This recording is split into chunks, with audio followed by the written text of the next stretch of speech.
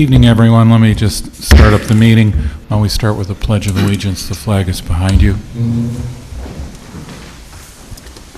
So I pledge allegiance to the flag of the United States of America and to the republic for which it stands, one nation, under God, indivisible, with liberty and justice for all. Thank you. All right. Let me do a roll call. Councilmember Grant is excused. Councilmember Wauke is excused. Councilmember Gorton. Present. Councilmember Smith. Here.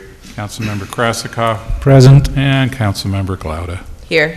Mayor's here. Administrator Ben Swanson. Deputy, acting, whatever you are right now. Deputy. Thank you. Good You're evening. here. Do we have an attorney online? You do. Good evening, Mayor. Nick Ward-Willis. Hey, Nick. And then we have our finance director, Susan Tucker's here. Okay. So first thing we do is public comment. I will note there is on the agenda the continuation of a public hearing regarding historic overlay nominations. That will be adjourned until June 15th and possibly till later. So anyone who wants to make a comment, including on that topic, you should do so in the public comment that we're opening up right now. So, And Mayor, may I add some context for that? Sure. So for the HDLO topic, we had discussed with the council last time that this would probably trail to June 1.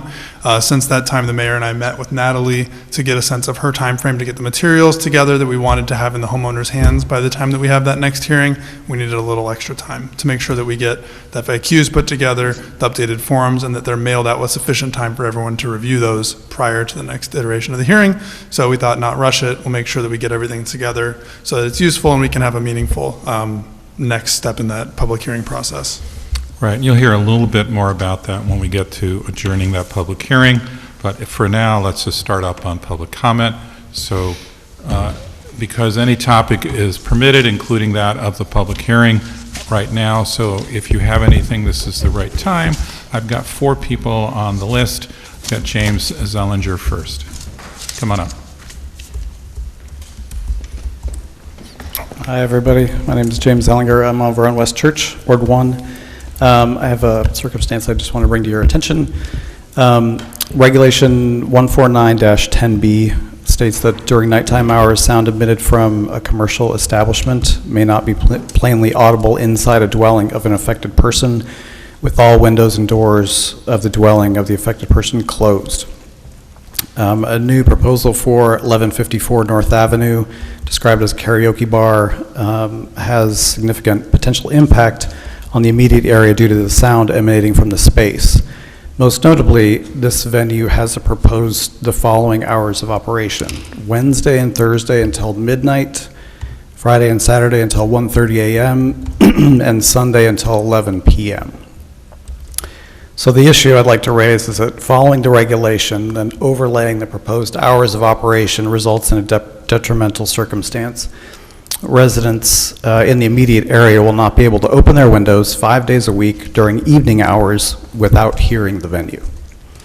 It is unacceptable on its face to expect a section of residential neighborhood to change their behavior and limit the functionality of their homes to accommodate one local business. The homes in this area were built in the 1800s. They have no ductwork or central air conditioning. Residents commonly utilize open windows to cool their homes, especially in the evening. By permitting the hours of operations and following the regulation, residents, including school-aged children, will be exposed to pervasive noise 5 days a week until 11 p.m. at the earliest. So the request here is, I think that this regulation 149-10B requires revision and an addendum to accurately reflect the rights and circumstances of residents that do not live in newer or climate-controlled buildings. It's unreasonable to expect residents to substantially change their behavior and suffer the impact of a closed house to accommodate one business, either by changing the permitted hours or changing the acceptable decibel levels in areas with older housing stock, or both. The regulations need to reflect the actual circumstance in the community. And one note in light of recent article in the Highlands Current, this circumstance has elevated importance in light of developers ignoring approved building plans, altering approved building plans without permission, and pleading for revisions of approved and closed building plans. Clear penalties for not following the regulations and the planning board. It must be clear and understood by all parties 15 seconds. with specific consideration to the surrounding neighborhood and community. Thank you. Thank you very much. Jillian Murphy, come on up. Say hi to everybody. Good evening, I'm Jillian Robertson Murphy, and I'm the library director at the Howland Library. So I apologize that I have not gotten here sooner, but I have had the pleasure of meeting some of you. I did come tonight to specifically highlight one program, but I brought a few of our little welcome bags that we have for people when they sign up, and I'll leave a few on the table here if that's okay. And inside, maybe you guys can share this with people, or at least by you knowing, you can share with other people that we give these out. It just talks about all the different things that we do, from our passport, being a passport acceptance facility, which has been a really valuable program for us, because I don't know if everybody realizes, but for every application that we process, not only do we get people to come to the library that maybe haven't come in forever and witness that, and then they most often sign up for something or become involved, but it also raises money for the library so that we don't have to go and ask the taxpayers for at least some. And this, so far, since we started, we're over $15,000 that we were able to bring in through doing a great service that we would probably do anyway. But, so it's been really a wonderful experience for us. And then also in here is a little suggestion card. We have these all over the library, and we have them online, and I will say Beacon is full of suggestions. And it's been wonderful. So we've made tweaks in the library as we've heard things from the community. But I really want to highlight specifically on Wednesday, the 27th of May at 6:30 p.m. at the library, we're holding our second session about the building that the library is housed in and all the issues that we have with it. So this is a follow-up. This is not, just to be clear, because we've had a few people ask, this is not a repeat. If you went to the first one, you should definitely come to the second one, because this is called the Why event for We Heard You, and basically the architect's going to say back to everybody, this is what we heard from the community. I'm really happy to say that of today, we have had over 50 people give us forms of input for the library. So it's been really great that people have shared their opinions. So, I mean, that's about it. It would be great if people would sign up for it, because last time we only had 42 people signed up and over 75 people came, which is great, but we don't have a lot of space at the library, so I was set up for exactly 45. So it was, so please sign up. Right now we only have 12 people signed up, and I have a feeling more people will be coming. So that's it. Thank you. Thank you. So a couple of things. Passports. Yes. So I can go to the library and renew my passport? You can go to your library, our library, and we accept your passport. To renew, it depends. We renew for children because they have to renew more often. For an adult, if your passport was issued, not expired, issued over 15 years ago, then you have to come to the library. Otherwise, you can fill out your form yourself, but you can come to the library to have your picture taken, and we can do that there. And we also are happy to look over your form to let you know if we see any errors, so that you don't send it and then waste time that you might need. If I lose a passport, can I go there to You your can come library? here, we'll give you the form and help you figure out how to That's great. process it. But it's been great. I mean, most days we have several appointments. Okay. And we are hoping, when we change our hours, I don't know if everybody knows, we're going to change our hours to open during the week, 9 a.m. and close at 7 p.m. Right now, it's kind of all over the place, and 5:30 is way too early to close the library. And then on the weekends, we're going to be 10 to 4 both days, so that's great, but we want to start to do walk-in appointments and more. So we're building. Thank you very much. All right. Any other questions? Thank you so much for coming in. Hattie Hess, come on up.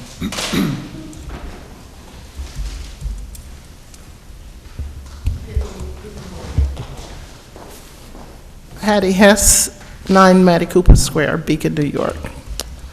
I have a unique situation, short and sweet.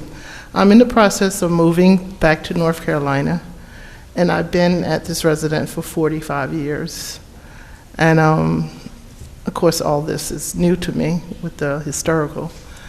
With all due respect, I don't know a lot about it, so I just wanted to, I got a second notice, so I just wanted to touch bases to make sure that I'm going in the right direction with this. And as I said, my residence is residential and commercial, so it is a valuable property, and it really does have a lot of history. So I hope that I can get with you, Mayor, and go in the right direction with my situation. Okay. My husband is sick right now, and I'm, pretty anxious to get him safe and sound in a permanent forever home. So that's where I'm at.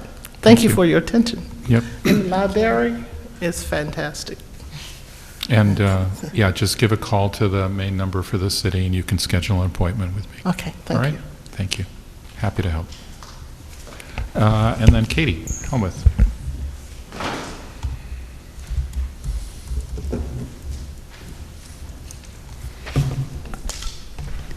Hello, Katie Helmuth, Ward 1, and reporter for Little Beacon Blog. I am putting on record that I have requested that the video recording of the City Council meeting dated August 6, 2018 be reinstated to the City of Beacon's Vimeo channel. I have also submitted a FOIL to get a copy of it. I only see videos from 2022, which is a year after now retired City Administrator Chris White first started his job here. I had republished that video in an article about the dissolving of the former Highway Superintendent Reuben Simmons' job the night that current Superintendent of Streets Michael Manzi was appointed to that job title. In that video, former City Council member Jody Macredo refers to an anonymous letter given to her that, as I recall, was left on her front porch. She read it during a private executive session meeting discussing Reuben's job. Says Jody, when a Little Beacon Blog reached out for comment years later, quote, "I barely remember that letter. It wasn't signed, and I don't remember if it was on any type of letterhead. I brought it to the council's attention because it seemed like the right thing to do, but I didn't think much about it since I didn't know who sent it, and I didn't put much weight into anything that I can't back up or verify. It was only discussed briefly in executive session, so I'm surprised that then Mayor Randy Casal was talking about it and that Reuben even knows about it. It had absolutely no influence on any decision," end quote. I discovered this letter during a podcast interview with both the former Mayor Randy and current employee Reuben Simmons. This is the letter that I'm holding in my hand. That night, the city appointed Mickey Manzi to superintendent position. At that appointment, which we can see in the city council meeting video, employees of the highway department were in the audience. When it came time to vote, Jody turned to them to ask, quote, "What do you guys think?" unquote. She was then met with shouts of agreement and applause after she voted yes to appointing Michael Manzi. The rest of the board also voted unanimously. Hooting and hollering happened after the vote happened, and then Mayor Randy Casal told them to settle down, that, quote, "This wasn't a football game," end quote. I believe Mayor Kariakou was a council member then and responded to Randy that he might prefer to be watching a football game, but I would need to see the video to get the full quote. None of the African-American employees, 3 in total at the time, were at the voting or told of the appointment. This is the video of the city council meeting that I am requesting be reinstated. If it has been taken down, I cannot find it. It has disappeared from the article that I published since the video was taken down. The incident happens at minute 50 with 17 seconds 15 seconds. of that meeting. Thank you so much. Thank you. Thank you. Okay, anyone else who's not written on the list, if you'd like to speak, this is the correct time. Teresa Kraft, concerned resident. Heading to tonight's meeting, I cautiously drove down Main Street in the blinding sun glare. I know these streets like the back of my hand, but I question the driving of most that don't. There were a dozen people walking on the east side of the street in both directions, walking directly in the street due to the construction at 364 Main Street, which was mentioned earlier in the Highland Current not building to code or all of those other missing details, with no signage or traffic safety cones to protect the pedestrian. Looking at tonight's budget, that line item, milling paved streets, installed ADA curb ramps, how much is that to correct the ramps that were done poorly? Main Street restriping, doesn't that include changes to make certain corners with a longer sight views in the no parking areas? A lot of those corners have blind spots. If you put a regular size van there, you can't see around that corner or the pedestrians getting ready to cross. Shy of $5.5 million for a rail trail is roughly paying for $5 million. The city is only 5 square miles, so divide that by $5 million. How much is that a linear foot? And in today's environment, just go to any town that has a rail trail and you hardly see anybody walking on them. The chair of the ZBA personal project is on tomorrow's ZBA meeting. Public hearing. No doubt he will recuse himself, but his application stresses the Route 52 corridor report, mentioning the 5-story buildings. What must be iterated is that it's not a legal document to be quoting to get his approval. Many people were choked up and cheered at the Marabou ribbon cutting. I too, because I fought really hard to stop the previous owner who wanted to subdivide the last remaining 68 acres, build high-density housing and apartment buildings. I was shocked to learn many of the planning board members had never even been on that property before. I think for every project, there should be a site visit inside and out, and I only want the best for Beacon. Thank you. Thank you very much. Come on up. Tell us who you are, more or less where you live. Absolutely. My name is Sage Hamilton Hazarika. I live in Brooklyn, New York, and I came up with just a word in favor of the Harriet Tubman Byway. I represent the organization, the Harriet Tubman Byway Organization. It's a project of the Underground Railroad Consortium of New York State. They're a nonprofit, received some EDA funding in 24 and 25 as part of the post-COVID tourism relief plan, and with that funding, we were able to develop a corridor management plan that we have delivered to New York State Department of Transportation in favor of a Harriet Tubman Scenic Byway. A scenic byway is a designation of a number of routes that connote a certain theme of either history, scenic views, recreation. In this case, we are in favor of a history-themed byway around Harriet Tubman, freedom seekers, and the Underground Railroad.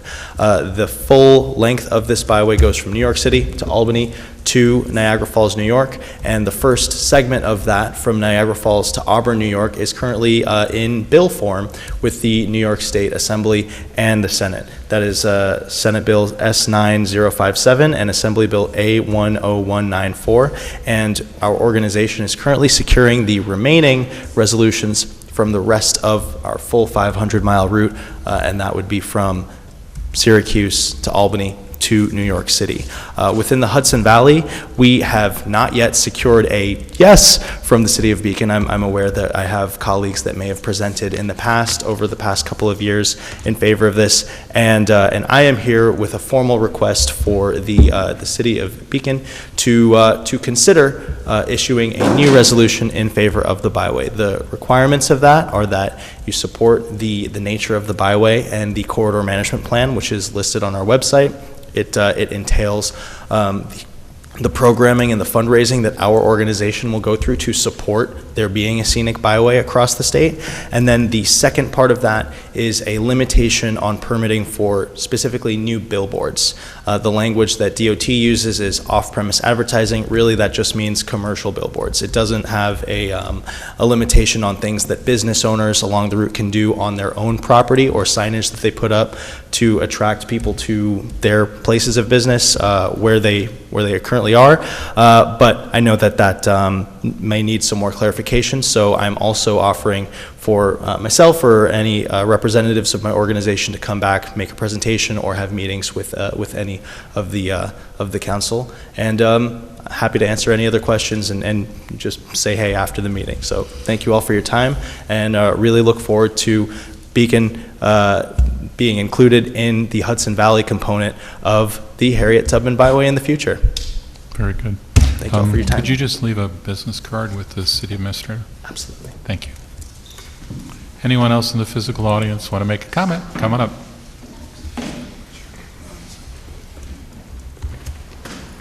Hi, Jessica Erickson here. I'm looking here at resolution number 46. It says approving an amended concept plan for 248 Tyranda Avenue. Well, I'm here to ask you guys to vote not to move it forward. It seems like it's already done from the looks of things, but the reason I've gone through it pretty in depth, and there are still too many things I'm dissatisfied with: the environmental impacts, the stormwater runoff, sewer pump capacity with the alarm that incessantly goes off, water quality, the school impacts, and human density in Building 3. I think the, what is it, 136 apartments, I think that's too many. I think that's too dense. And you can only get that amount by going up higher than the variance already is allowed. They want a variance on a variance. There's just, and there are too many things that need to be reviewed on the future promises instead of concrete answers. I didn't get a lot of we are definitely doing this. It's like, oh, we're going to figure this out when we get there. And as the other two buildings have proved, Mr. Cohen and his crew cannot be left to their own self-policing. Once those approvals are granted, we in Ward 4 lose our leverage. Buildings end up larger, taller, too close to the creek. Footprints are not simultaneously started, and they're not monitored properly. Details can't be left until later. Mr. Cohen needs to change this plan, even though it looks like it's already approved. This project is too dense. Beacon residents deserve development that respects the environment, infrastructure, zoning, and our historic character, which I really appreciated that the presentation that Natalie brought forward. We want the integrity, this comprehensive plan that you guys are going to be undertaking, and I don't know how you guys are going to, or we as a community, I would like to be on that committee if possible, but it seems really involved, and I don't know if you guys are wanting to go every other week, or, but I'm with Lestar and some of the other people who say, as long as we're getting the work done, let's do whatever that takes. And I support you guys I loved your idea 15 seconds. Of going into the community, maybe into I don't know, the VA, wherever, to like engage public input. And looking at the website, that became difficult for me to manage as well. But thank you for your time and your service. I appreciate you all. Thank you very much. Okay, anyone else in the physical audience want to make a comment this evening? Seeing no one available. Anyone online? If you're joining us on Zoom this evening and you would like to make a public comment, you'll need to use the raise hand option at the bottom of your screen. If you're streaming this on YouTube, please navigate to our Zoom link on the city website on the calendar section, and you can find a link there. As of now, we have no hands raised on Zoom, but for anyone who's tuning in, we do a second opportunity towards the end of the meeting if you feel like making a comment at that point. Okay, so then let's keep going. The next item is a public hearing, which we started and have adjourned regarding historic overlay nominations. I'm actually looking for a motion and a second to adjourn it to June 15th, and then we can discuss it once we get that motion up. Motion. Second. So that was Lestar and Zach, and so this is to adjourn the public hearing to June 15th. And then, Ben, would you just reiterate why we're taking a little longer? Absolutely. At our last meeting, the council discussed some next steps that we'd like to provide to people so they can be informed about some of their concerns, address some of their questions in advance of continuing that public hearing. Initially, when Natalie Quinn, our city planner, was here last time, we had set a target date of June 1. Having a subsequent conversation between the mayor herself and myself as well, we determined that if we wanted to get those materials done to the quality that she'd like to do and we'd like to see, we just need a little extra time to make sure that we're getting them done with enough information included, and also allowing for a little bit of a postal buffer, so to speak, so that once they get in the mail, they're also arriving with adequate time to be reviewed. And the only other thing I wanted to add, Mayor, if you don't mind, one of our commenters tonight mentioned getting a second notice. That wasn't a different notice than the first one. There was just 2 copies sent to everyone. One was certified, one was regular postage. So if she tunes in later, there was no difference between those 2. There was no additional information sent at this point. Those were just to make sure that we were documenting that we had everyone on the property list had received a copy. Got it. Any other comments before we vote on adjourning to the June 15th?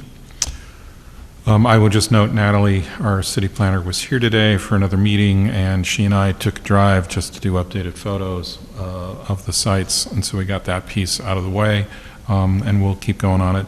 It wouldn't surprise me if we bifurcate this into the nominations that are either supportive of the nomination or haven't raised an objection versus those that have raised some concerns as one way of moving this forward, but we'll sort that out when we get there.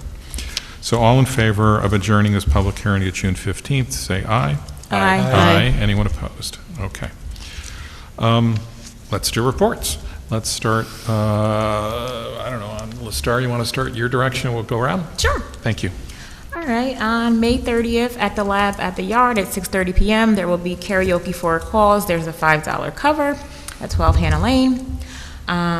There is a harm reduction vending machine in front of the DMV on Main Street, which has free supplies like Narcan, fentanyl test strips, and more, so please use it as needed. Hopefully we don't need them.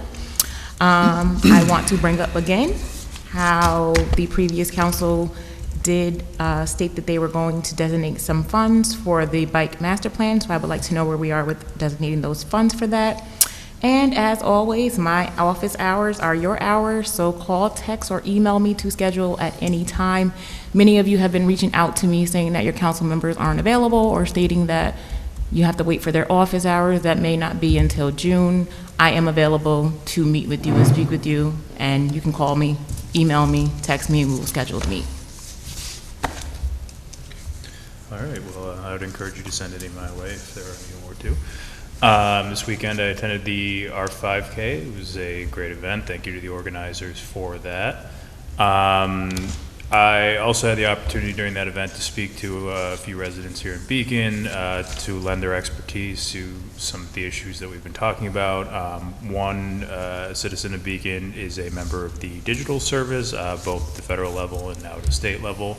And is willing to come talk to us as a city about the resources we can use as part of the digital service program. I think that would be a useful resource.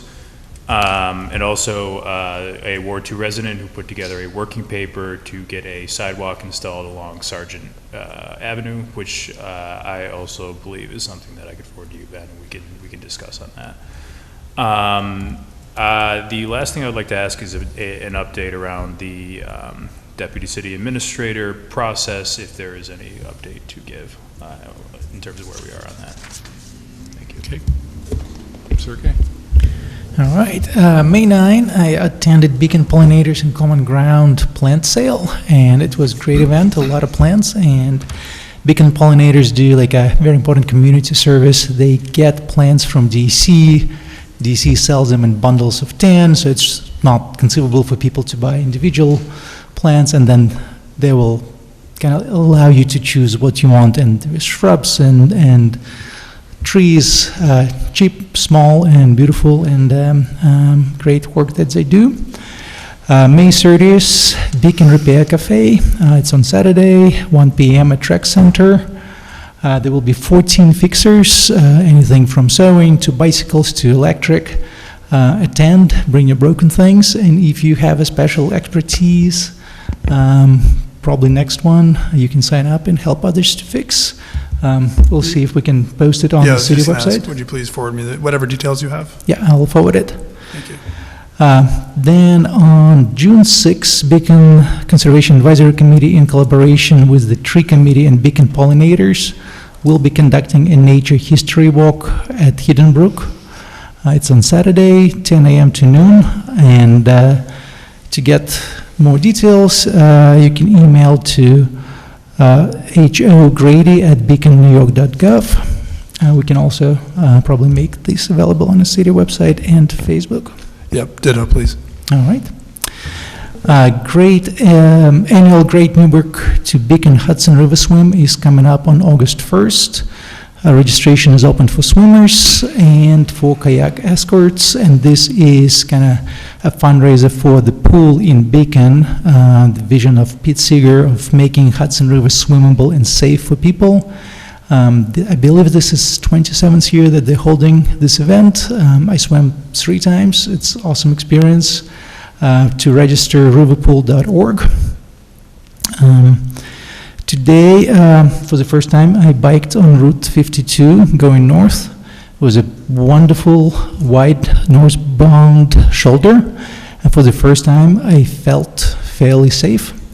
However, southbound, there is foot or less of a shoulder, and I had to potentially break a traffic law and bike against traffic on the northbound shoulder, as it was, I think we're not allowed to say dangerous, but I would say I had to avoid uncomfortable closeness with the vehicles on the southbound lane.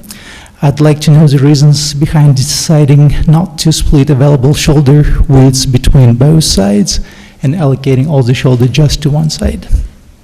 I understand the rail trail is coming and it will solve some of these issues, but at least for a couple of years, myself and many others need to bike on Route 52, and biking against traffic is not legal. All right, I want to second the update on Deputy City Administrator status, but also on the housing issues bucket that the previous administrator was to carry, including multi-stakeholder working group, potential role of the rec department, short-term rentals updates. There was a lot of discussions in the previous budget process, so I know people are asking, and I am myself interested in hearing where this stands.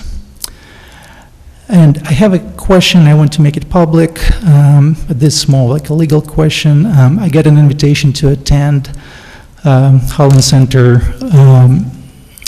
Gala, thank you. However, I was advised by our legal that I cannot accept that as a gift because it is more than $75. I really wanted to attend. I think it's a great local institution.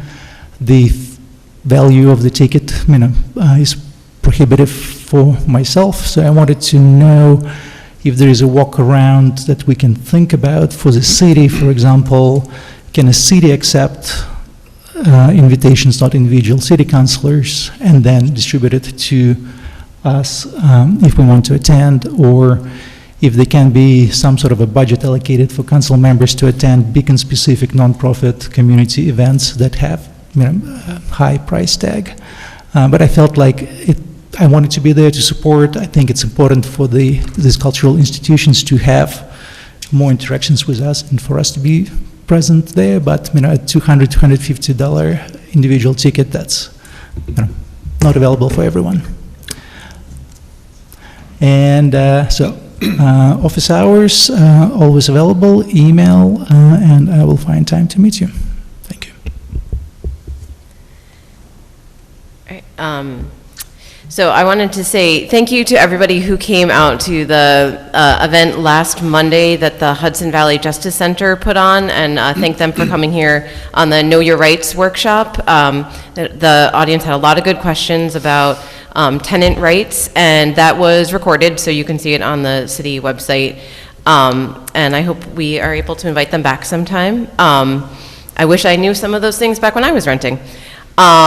I also wanted to say thank you to the organizers and the police department and everybody who volunteered to help out the ARF 5K on Sunday. It was hot, but the dogs had a lot of water, and it was really a sweet event, and I think we raised a lot of money for the Animal Rescue Foundation, so thank you to everybody who came out for that. Looking forward into the future, I want to remind everybody that tomorrow from 6 a.m. to 9 p.m., all registered voters in the city of Beacon can vote at the Board of Education budget and trustee vote. If you live in the city of Beacon, you vote at the high school on Matawan Road, and if you live in the Glenham district, you vote at Glenham Elementary. So again, those polls are open 6 a.m. to 9 p.m., so please make a plan to go vote. Also, I'm so glad that Jillian was here from the library. I had this on my list of things to talk about. I just saw the event for the 27th come through, so that looks great. They also are having an event on Thursday, May 24th, called Band Together, and they have a special guest, Mandy Zhang, who is currently a junior at Harvard University and hails from Wappingers Falls, and she spearheaded a student-led movement for the freedom to read. So it's really special that she's back in town. She's not around here very often, so if you have the chance to go on Thursday, May 21st, 6 to 8 p.m. at the community room. Also, this coming up is Thursday, May 28th is the next traffic safety meeting, and that's in the building department downstairs at 9 o'clock a.m. It is the best thing going on in Beacon, in my humble opinion. And finally, speaking of committees, I did want to put out a flag this, that in June, we have 5 Mondays.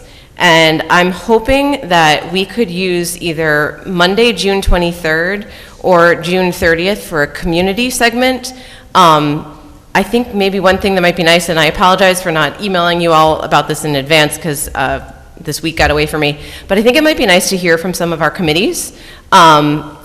Maybe get some updates, maybe get some clarification on what's going on with the Greenway Trail Committee and the New Trail Committee, possibly get some more information about how to sign up for the Comprehensive Plan Committee, or do any other kind of opportunities for the community to be involved with committees locally. And I'd love to get some updates on where some of our committees are at with the work that they've been doing. So that is all I have. Okay, thank you. Just a quick couple of things. So probably the biggest event in years was the ribbon cutting at Mirbeau. So the old Craig House, which lay fallow for decades, has been completely renovated and has reopened as a spa, hotel, restaurant, bar. And it was pretty amazing just walking in. I actually teared up just seeing the renovations. It was pretty spectacular. It is open for drinks and dinner, and so you don't have to book a room. And I don't know the prices of the drinks and dinner, but I'm going to try those. The other ribbon cutting that occurred in the same period was the Hudson Valley Shakespeare Festival. Cut a ribbon at their new site at the Garrison on the top of the Cat Rock Hill.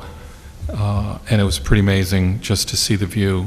So the Shakespeare will be reopening. It's not at Boscobel anymore. It's up at the Garrison, but it really is a magnificent site. They've raised a ton of money to do this, and Shakespeare will be coming. I also had the opportunity to see the president of the New York Federal Reserve, who spoke at Mount St. Mary College, actually on the same day as the Mirbeau ribbon cutting. He spoke, one of his comments was the easiest solution to housing is build more housing. I do note that there is a calendar that's just gone up on the Beacon website for the Revolution 250 celebrations here in Beacon.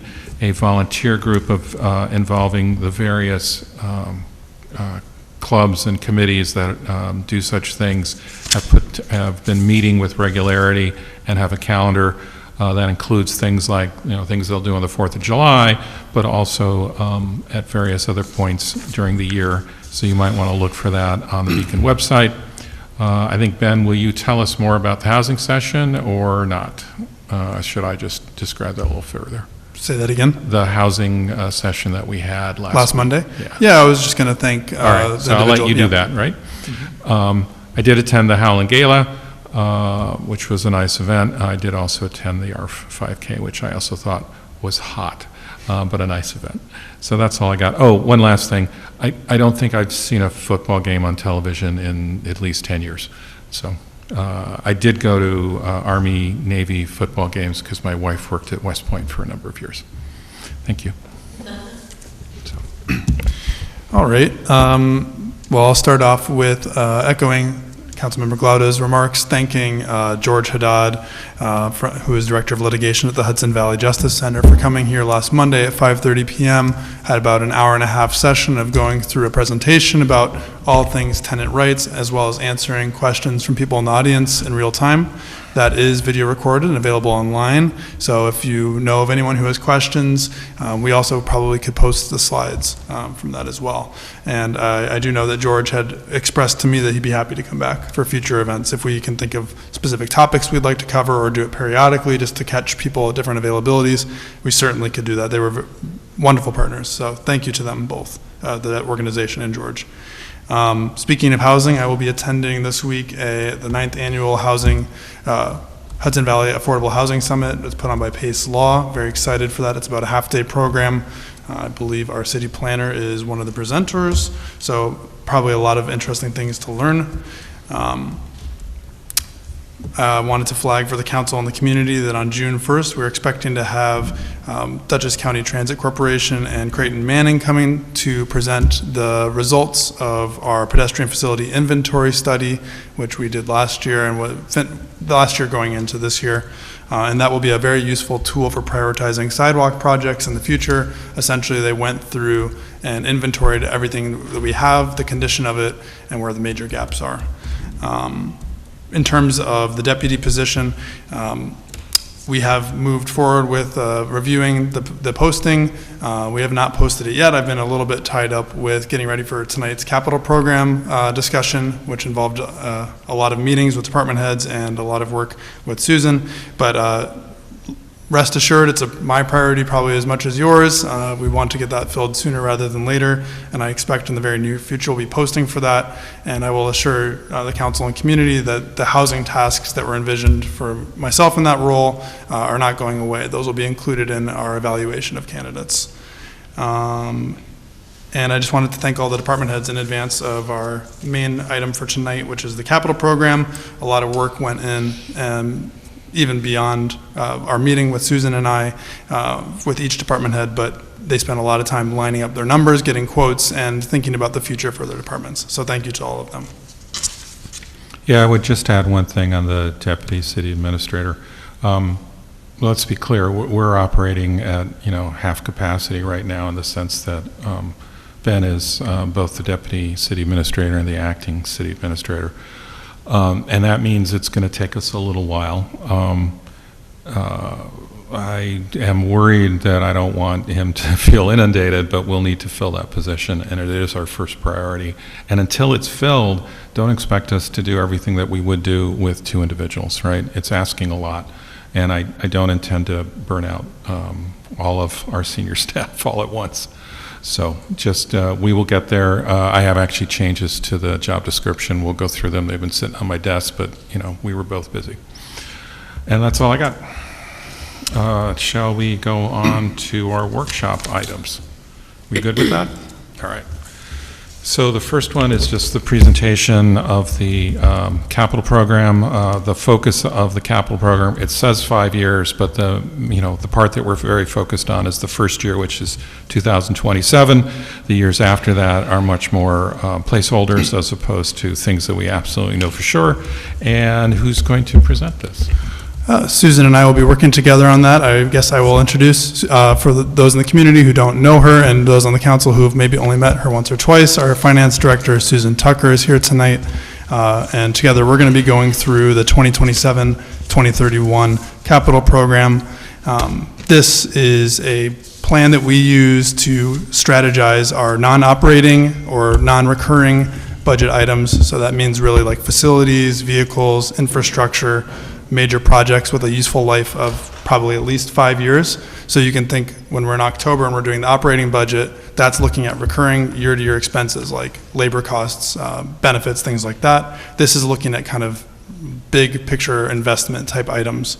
Of course, the operating budget does include financing costs, which we'll get into more as we do the financing plan for this on June 1st. Tonight, we're really just going to do a high-level walkthrough of the proposed expenditures in the capital program, and I'll let Susan maybe talk you through the process that we did to get here for tonight and kind of what you can expect tonight on June 1st and into June and July as well. Thank you, Ben. So, the city code calls for a 5-year program to be presented to the city council by May 31st of each year. And then it needs to be adopted by July 31st of that year as well. So what the mayor was talking about was we present a 5-year program, but we're really focusing on the first year, the 2027 year, because that will be the year that is authorized for purchase, whether we finance it through one of our available sources or we use fund balance. But the years 2028 through 2031 are really in concept. So as we, like next year, when we go to look at this, we might move things up a year or back a year, depending on the departmental needs. So to start this process, we met with department heads. They know that they do this every year. So they were given documents to prepare and fill out what the needs were for their department. So we met with the department heads at the end of April, beginning of May, to discuss their capital requests and their methodology for evaluating their equipment and the status of their current projects. We included our city engineer on several of these meetings, and from there, we developed the 5-year program that you see here tonight. After we present tonight, we will we'll set a public hearing. And that public hearing will be set for June 15th. And we will also have this published in the paper the first week in June. We'll put that out there so it provides enough notice for the public hearing. And on June 1st, I'll come back and talk about the financing plan for 2027. We'll give you the scenarios that we think is best for how to fund the 2027 portion of this plan. I already have a draft because in looking at this, I want to make sure we have the funding sources available for 2027, whether it's grant-related or fund balance. So that's maybe also why some things are put out to further years, because the funding is not secured yet, whether it's a grant in process, or we're asking the state, or we're asking donors to contribute to some of these projects. So the capital program really consists of, it's broken down into 3 funds: general fund, water fund, and sewer fund. And the general fund encompasses things like police, fire, recreation. Those things are all fall under general purposes per New York State general municipal law and guidance from the New York State Comptroller. So water and sewer funds are required to be separated. So those funds are supported by user fees of the water and sewer services that we provide to residents and even out-of-town entities like the prisons.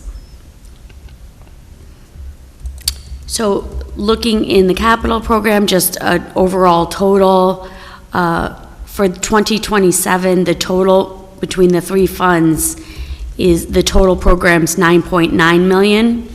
2028, it's proposed $12.9 million. 2029, $6.9 million. 2030, $6.3 million, and 2031's $9.6 million.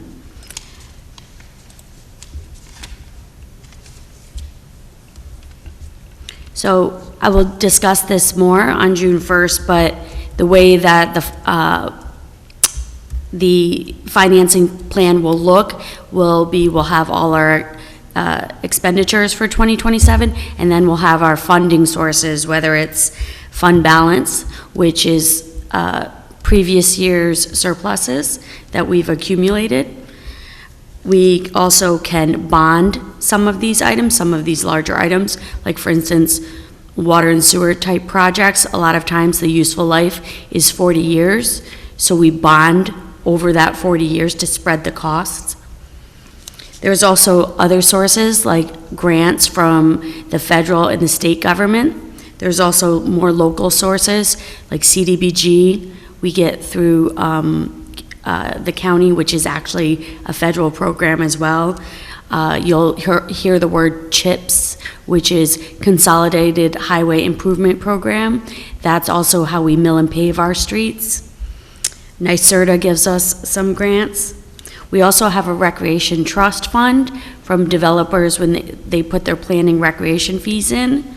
So there's that's small. We have used that it's only used to fund recreation capital improvements, like improvements to our parks. So that's the overview. Ben's going to go through each line, overview of each line, and then I think we should ask questions as we go.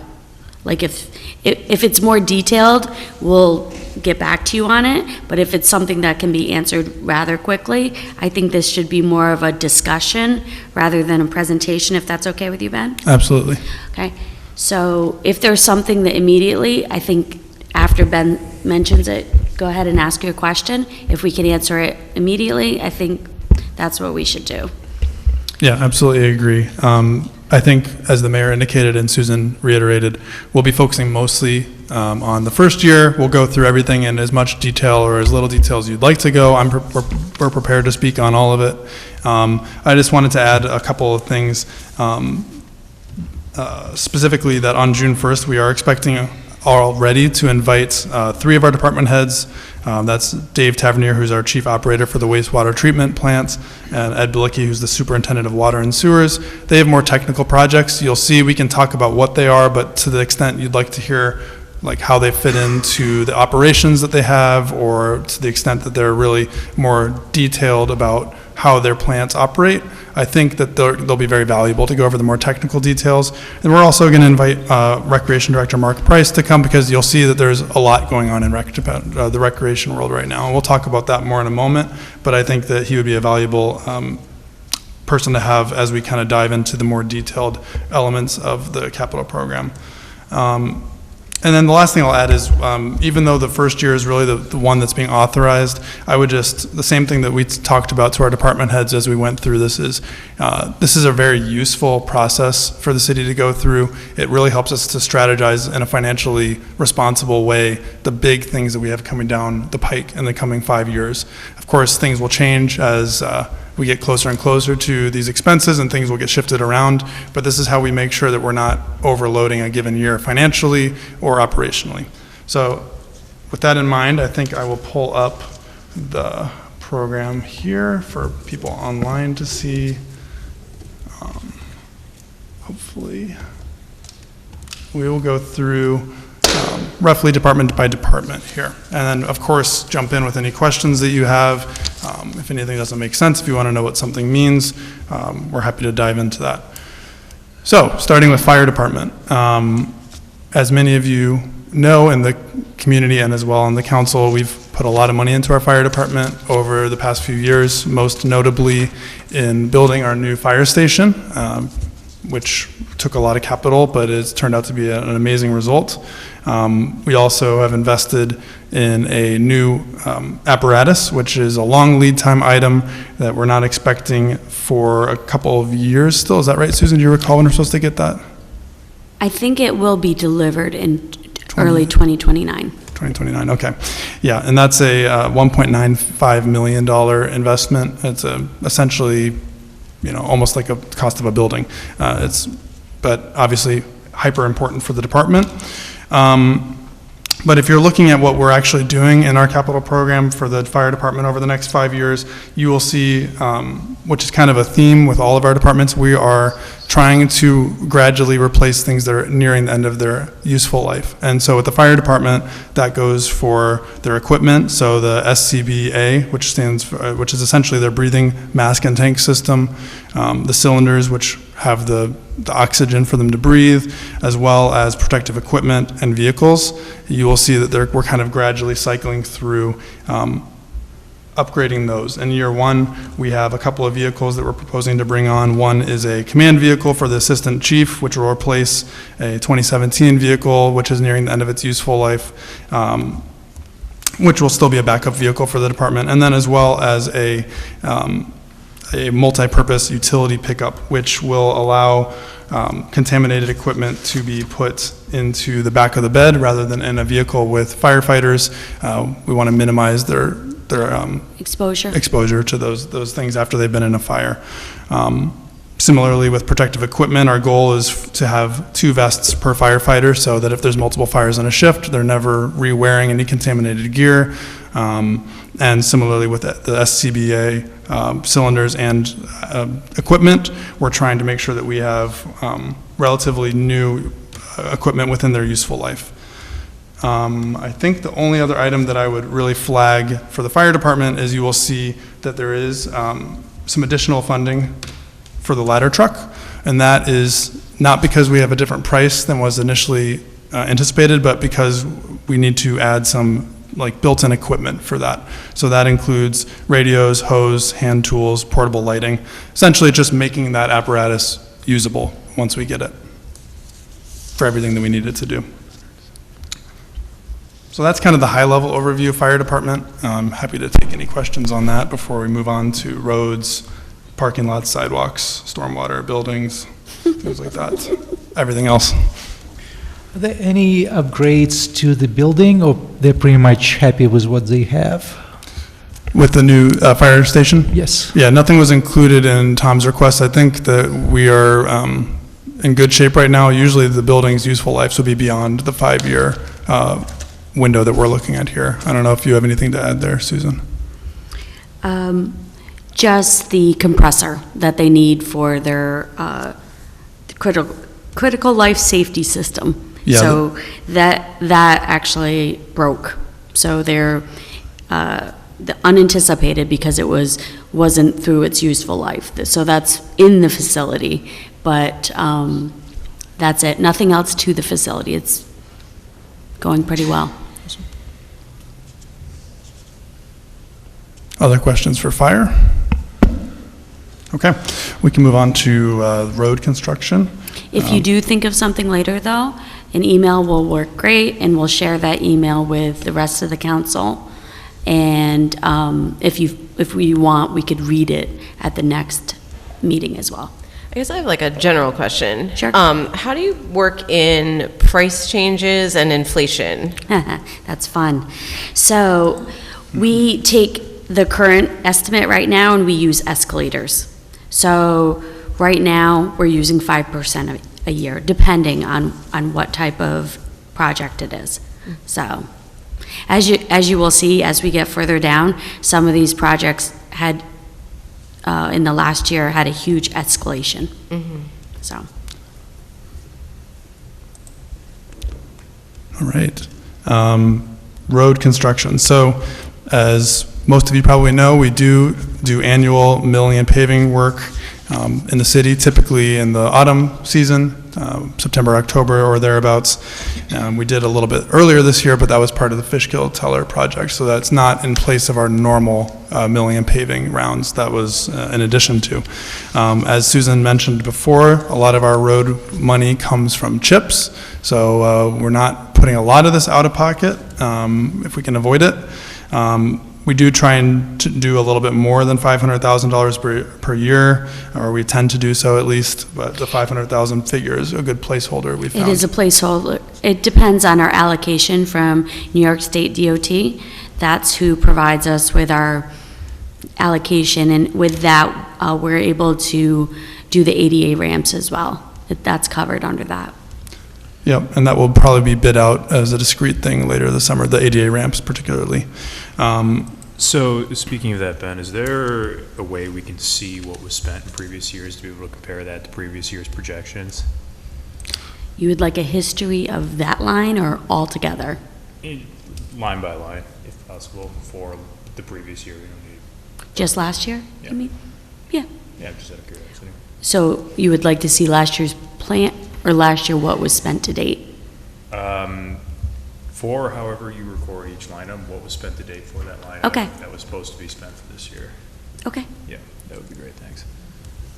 So that's actually a really great question too, because sometimes what I've been saying is we have to slow down a little bit because we can't even get to the projects that are on the current plan, because our engineer is very taxed, our department heads are very taxed, our city administrator is very taxed with time, I'm very taxed with time, so we can't even keep up with what we want to get done. So, but we're trying.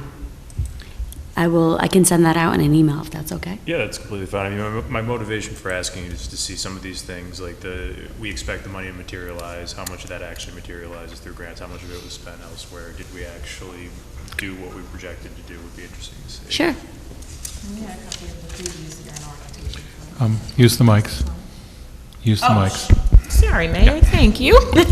I just said in orientation, I believe the copy you gave to us had 2026 on it as well. I'm sure that was part of but you know what, that probably was the presented. It wouldn't have had the year-to-date actual on it. Okay. So I can show you, I actually have a tracking spreadsheet that I can share with you as they request the items under that. I keep track of it, not just with the accounting system, but for myself. Excellent. So for milling and paving, the only other thing that I would add is we typically, sometime over the summer season, will generate a list of priority streets, and that's based off of the recommendations from our highway superintendent, Michael Manzi, who will evaluate the conditions of heavy by usage, by condition. Also, if there's any projects that would need to have roadways done in advance of, things like that. I think that kind of does it for milling and paving. And as I said, the ADA ramps will be something that we'll likely bid out in the summer. We have been reliably doing a tranche of those in late summer as well. Unless there's any questions, I will move on to the Beekman Street Pedestrian and Bicycle Improvement Project. I think most of you have a passing familiarity with this at least. It's a large item if you look at what's being authorized, but I would urge you to recall that earlier in this term, and just generally speaking, we are getting an 80-20 grant match on this. Earlier this year, the council approved a resolution that authorized preliminary design, detailed design, and right-of-way incidentals on this. We should have some update on where those things stand later in the summer. I think even the 20 local match, we're able to use state touring route money. Yes. So it's actually 100% funded. Yeah. Absolutely, yes. Right. Yep, thank you. And I would just say that last year when we went through this exercise, the award was not final. Since that time, the award is final. So that is funding that we will be using for the Beekman Street project. And that, you'll recall, includes replacing sidewalks, roadway, under road infrastructure, and adding bike lanes on the uphill side of Beekman Street. And for those of you who go down there, it's a little sore, so it's a much needed project for a very heavily used roadway down to the train station. Main Street restriping, the last one in this section, is $50,000 in 2028, and that is because we'd have that kind of as its own item because it uses an epoxy striping, which is what was used when it was first put on, when it was first redone several years ago, I think 2023? 2022. 2022. And with the epoxy, it has better longevity, but you can't paint over it with a normal striping paint. So it's a better product, but you kind of commit to using the epoxy in the future when you do so. Otherwise, you have to grind down the road and then paint, and it's more trouble than it's worth at that point. Any questions on road reconstruction? Do you know how many years we got out? It feels recent that Main Street was restriped. 2022. It's a 5-year life on that paint. Okay. I have no idea what year it is. Well, I'm in 2027 right now. Yeah, no, okay, does that make sense? Sorry, that was just, time is hard to keep track of. Okay, thank you. Okay, parking lots and buildings. The first one that you'll see, we have something built out for each year for the parking lot improvements. In the short term, we've identified 4 priority parking lots that kind of need a facelift. Those are the Eliza Street, Cliff Street, and the 2 Henry Street lots, meaning Yankee Clipper, or rather behind Yankee Clipper and behind Sun River Health. So I believe in going through this conversation with the highway superintendent, Susan, we are going to try and get Eliza and Cliff done perhaps even this year, and then put the 2 Henry Street lots out in 2027 and 2028 respectively. That's correct, and then the remaining years are a placeholder. For future lots, yeah. And what kind of improvements are we talking about? Repaving. And new lines, yeah, resurfacing essentially. And when we go through that, you may have seen in other lots, we can always take that opportunity to have the engineer look at, maximizing the efficiency of the striping. So when we're repaving, that would be an opportunity to make sure. Actually, it'll be milling and repaving. Milling and repaving, So they'll yes. actually bring it up, grind it down, and put it back down. Yep. Moving on to sidewalks. I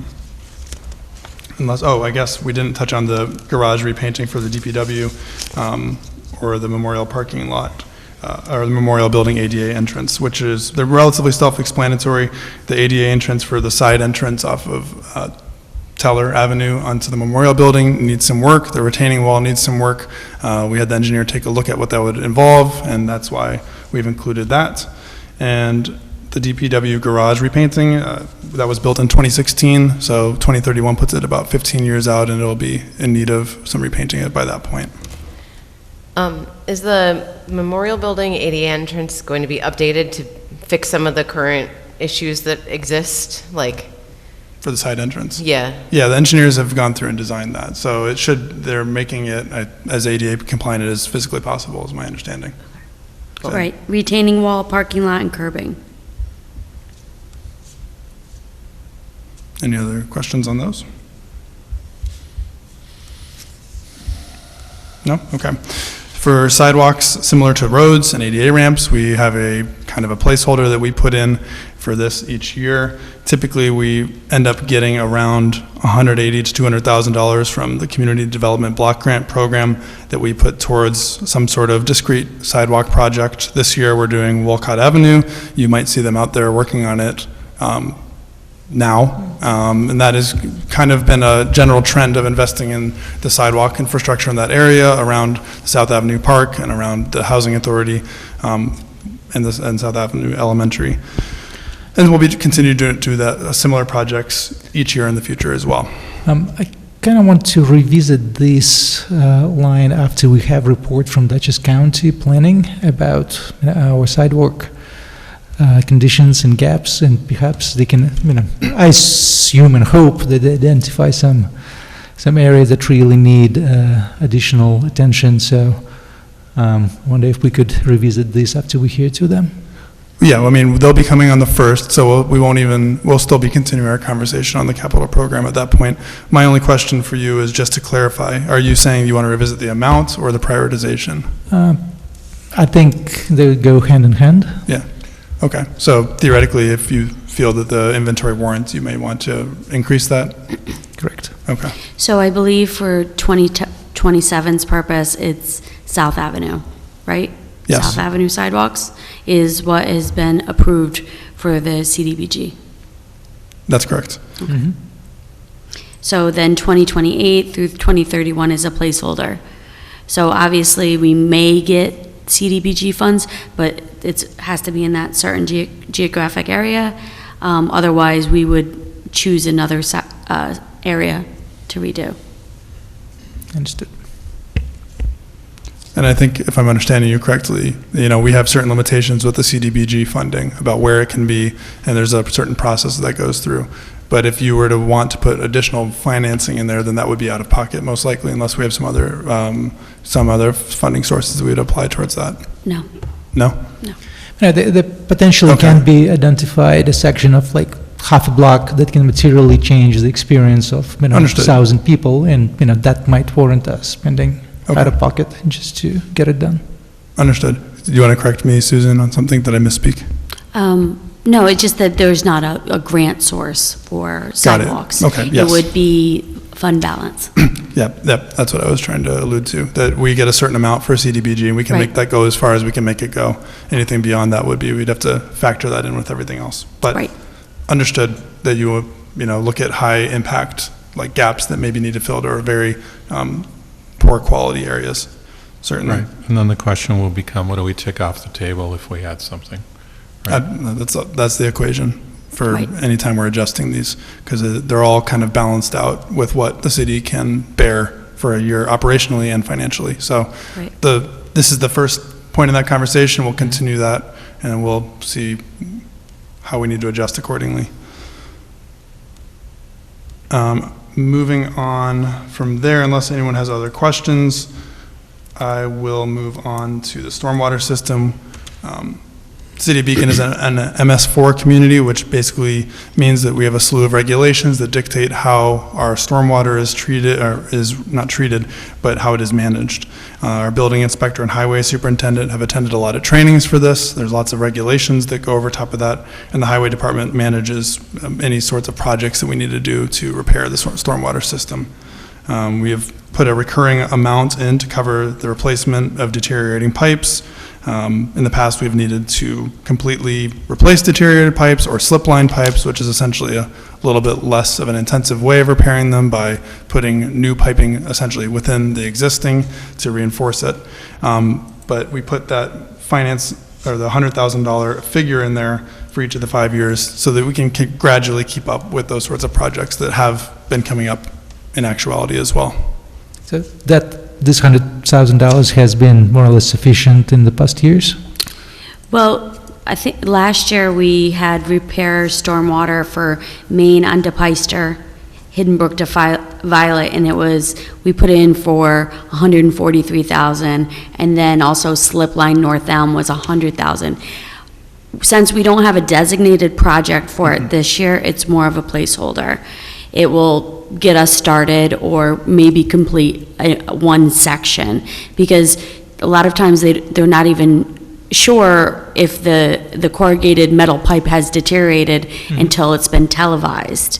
Or also in the case of Fishkill Avenue, when we dug up the road, there was no pipe. It was really just, the section was held together by clay.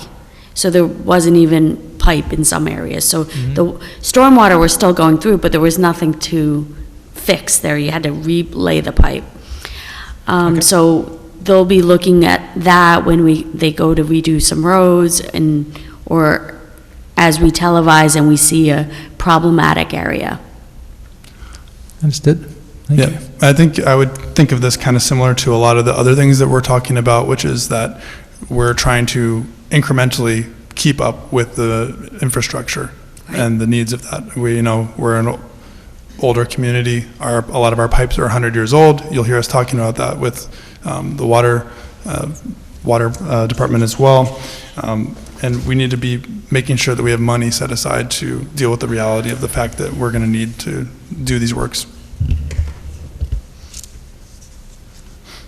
Any other questions on stormwater?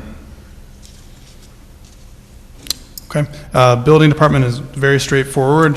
Similar to other departments, we're just replacing older vehicles.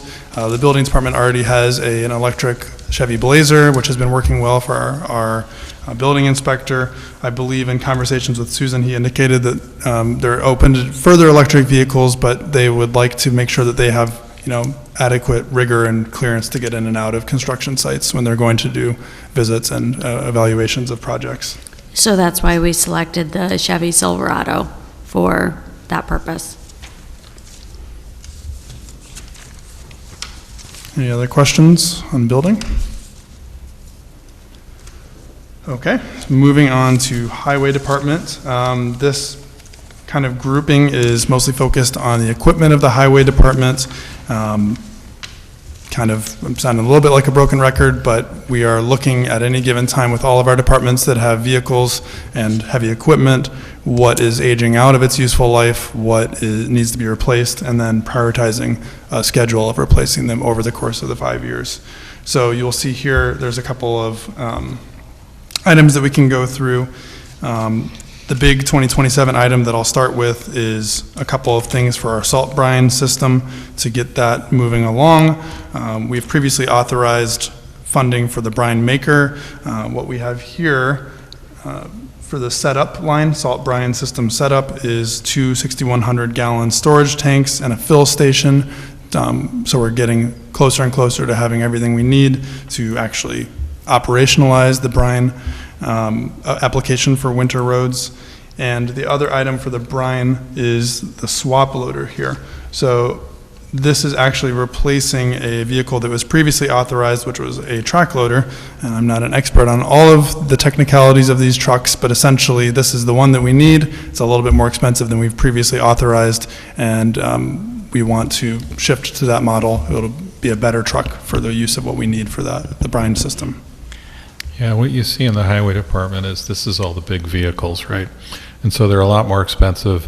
They're kind of spread out. You kind of see a consistent pattern of wanting to do like, $500,000, $600,000, $700,000 each year of updating. We can spread them around a little bit, but it kind of needs to get done. So this is a bigger line item than some of the others because of that.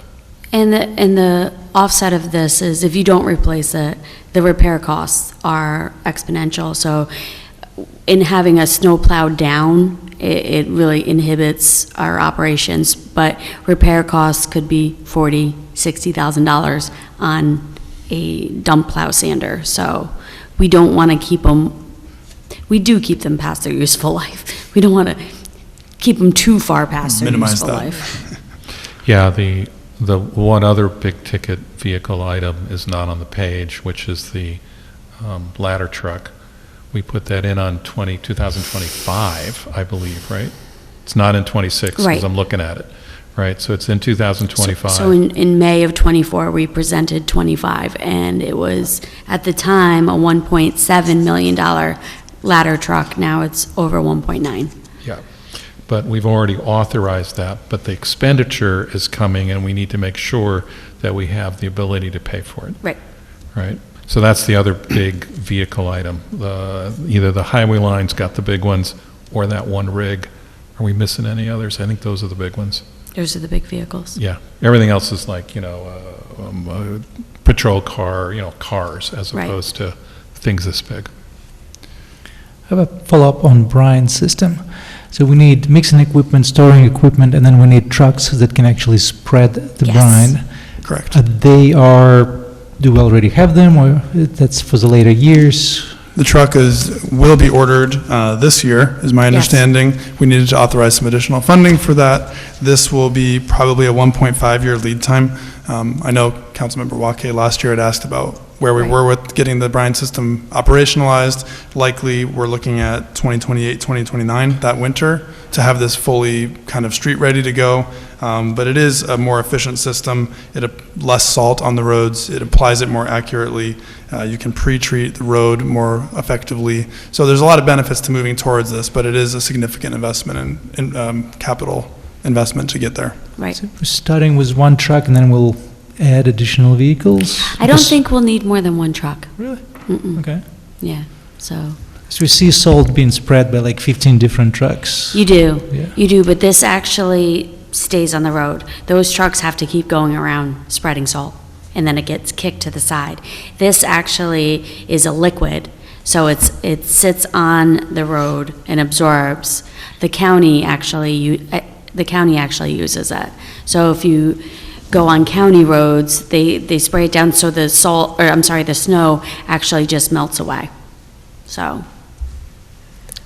Great. We've been waiting for a long time.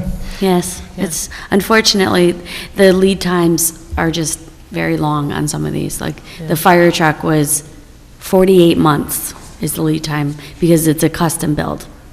So, these trucks, same thing. So I have a question. Does each department manage their own fleets? Like, once we've acquired these things, they're No. responsible for overseeing, or do we have centralized oversight? The highway garage oversees the fleet. Okay, all of the fleets for all of the other departments? Yes, the garage, they do the routine maintenance. There's certain things that can't be done in-house, like the repairs to the fire trucks. We don't have somebody on staff that can do that, that does that, so that is outsourced. Other things are outsourced, but they maintain all of our vehicles, but they maintain all of the mowers, they maintain everything. So this is all done under the highway department. And do they ever issue reports or audits about the state of the fleet, like how many miles we're doing, how much we projected, what is the state of? They don't issue reports. We have the conversation with the department heads at this time. So sometimes, you know, like how you see here, we're generally replacing the big trucks over 20 years. And then the smaller vehicles, it's 10 years. So patrol cars, it might be 5 years, where detective cars are 8 years, or, you know. So we have that in this schedule. They keep their own list of the repairs and maintenance, but as for a report, no. Got it, okay.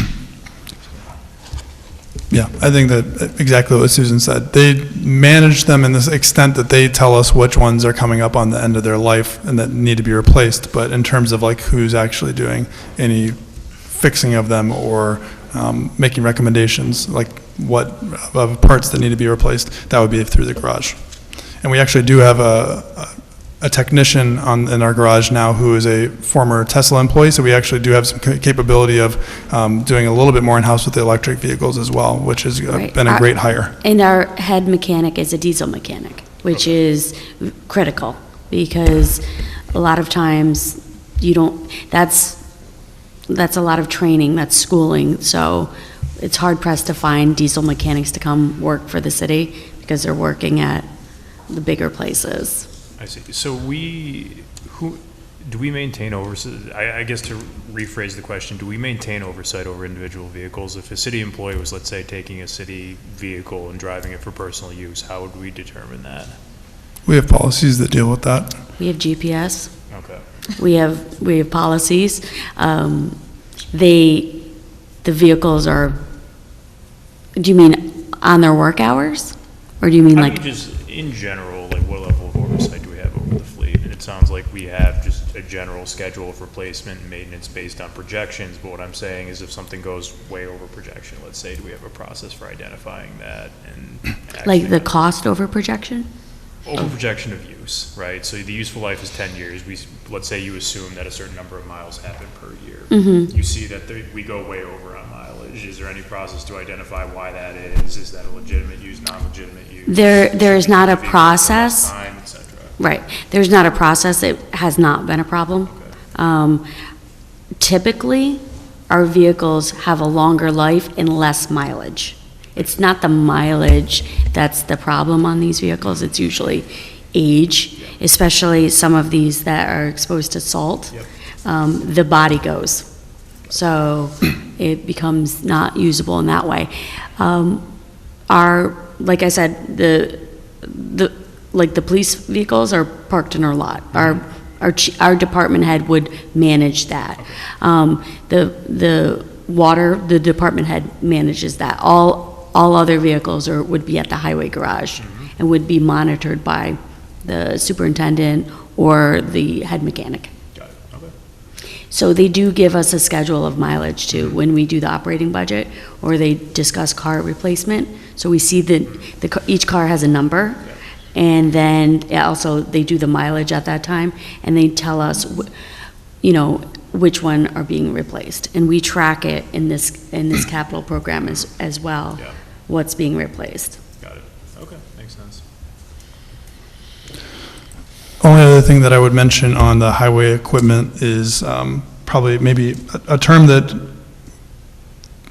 those who aren't familiar with the highway department equipment maybe would want clarified, which is the 3/4 ton F-250 with a lift gate. That is essentially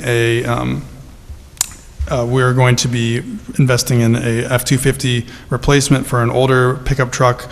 The current pickup truck will be given to the transfer station for use, and to be useful in the transfer station, I believe it needs a lift gate to do what they needed to do down there. So that's what that's referring to. It's retrofitting an existing F-250 down there. Is that correct, Susan? I believe. It is replacing a 2012 transfer station truck. Oh, okay, then I misspoke. But the lift gate is a retrofit that we need to make it Yes. useful down at the transfer station. And then I think the rest of it they're essentially more of the same, just looking out what we'll be needing in the next 4 or 5 years. Are you all ready to move on to recreation? Okay, so with recreation, I think you will see that we kind of have a lot of different spheres here of things to tackle in the coming years. The first one that is already in its early stages is the Memorial Park southwest corner, which is essentially a comprehensive facelift for that quadrant of the park. It involves some things that we're doing currently, which is some work on the skate park, the softball fields, dugouts, fencing, repaving the basketball courts, football bleachers, and then it also is going to, in the future, involve a concept plan to help figure out where we might put pickleball, batting cages, fix up the parking lots over there a little bit, update lighting, landscaping, work on the DPW shed in the area to include a public restroom. It's maybe some office space, as well as turning the softball shed into another public restroom and concessions. So a lot of stuff that we're envisioning for that quadrant. We kind of see that as a young adult teen kind of area right over by the middle school and the high school.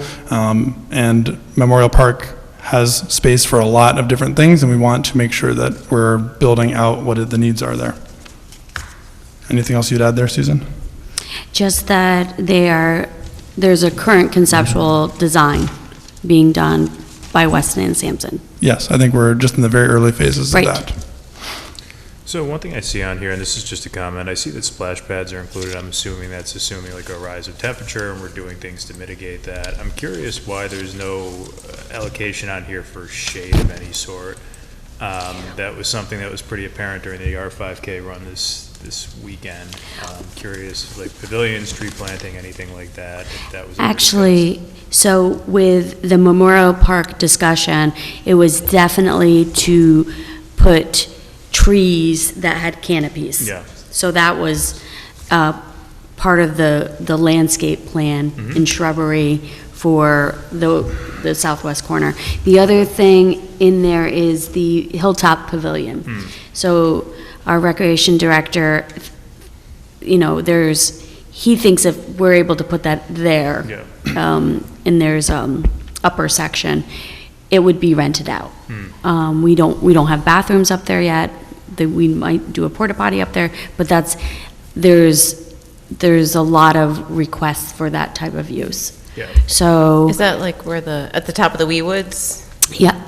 Yeah, ironically, I that is think pretty so. shaded, but What's yeah, that? I said ironically that is pretty shaded, but yeah, it would be. So, but part of the plan, when we discussed it originally, definitely, the former administrator was cognizant of that, and he mentioned canopies, trees that would provide shade for people. So part of this is like pathways, benches, seating areas. And I would expect that when we're doing the concept plan process for the southwest quadrant, for instance, that could be something we look at. I think landscaping would be part of that. Right. Isn't that your impression as well? It is. Yeah. Slightly separate, but related.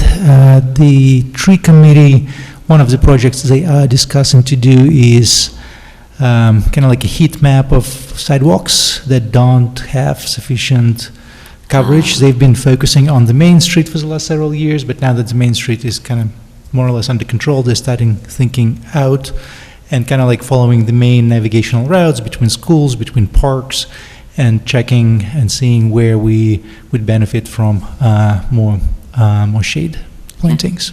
Great. I have something just to ask. I know on the previous capital program, the recreation center was slated for 2030. Now it's pushed back to 2031.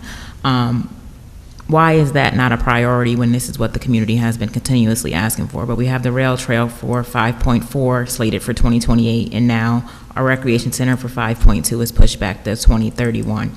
How can this be revamped or revised? Why are we putting so much money into this rail trail and not a recreation center for our community? Not that the rail trail is not important, but that's more for tourism. versus the recreation center that our community keeps requesting to have, but it's not being done. It's being pushed back yet another year. So I fully disagree. The rail trail has nothing to do with tourism, right? If you ask, and we have asked, whether people would use it, our community is 99%, 80, 95% in support of a rail trail. It is a transformational project for this community. It is part of our expenditures on parks. And if you look at our expenditures, we are just spending way too much money on our parks and recs, which is the correct thing to do, but we have limits. So we've gone from $300,000 a year in our operating budget a dozen years ago for parks and recs to $1.1 million.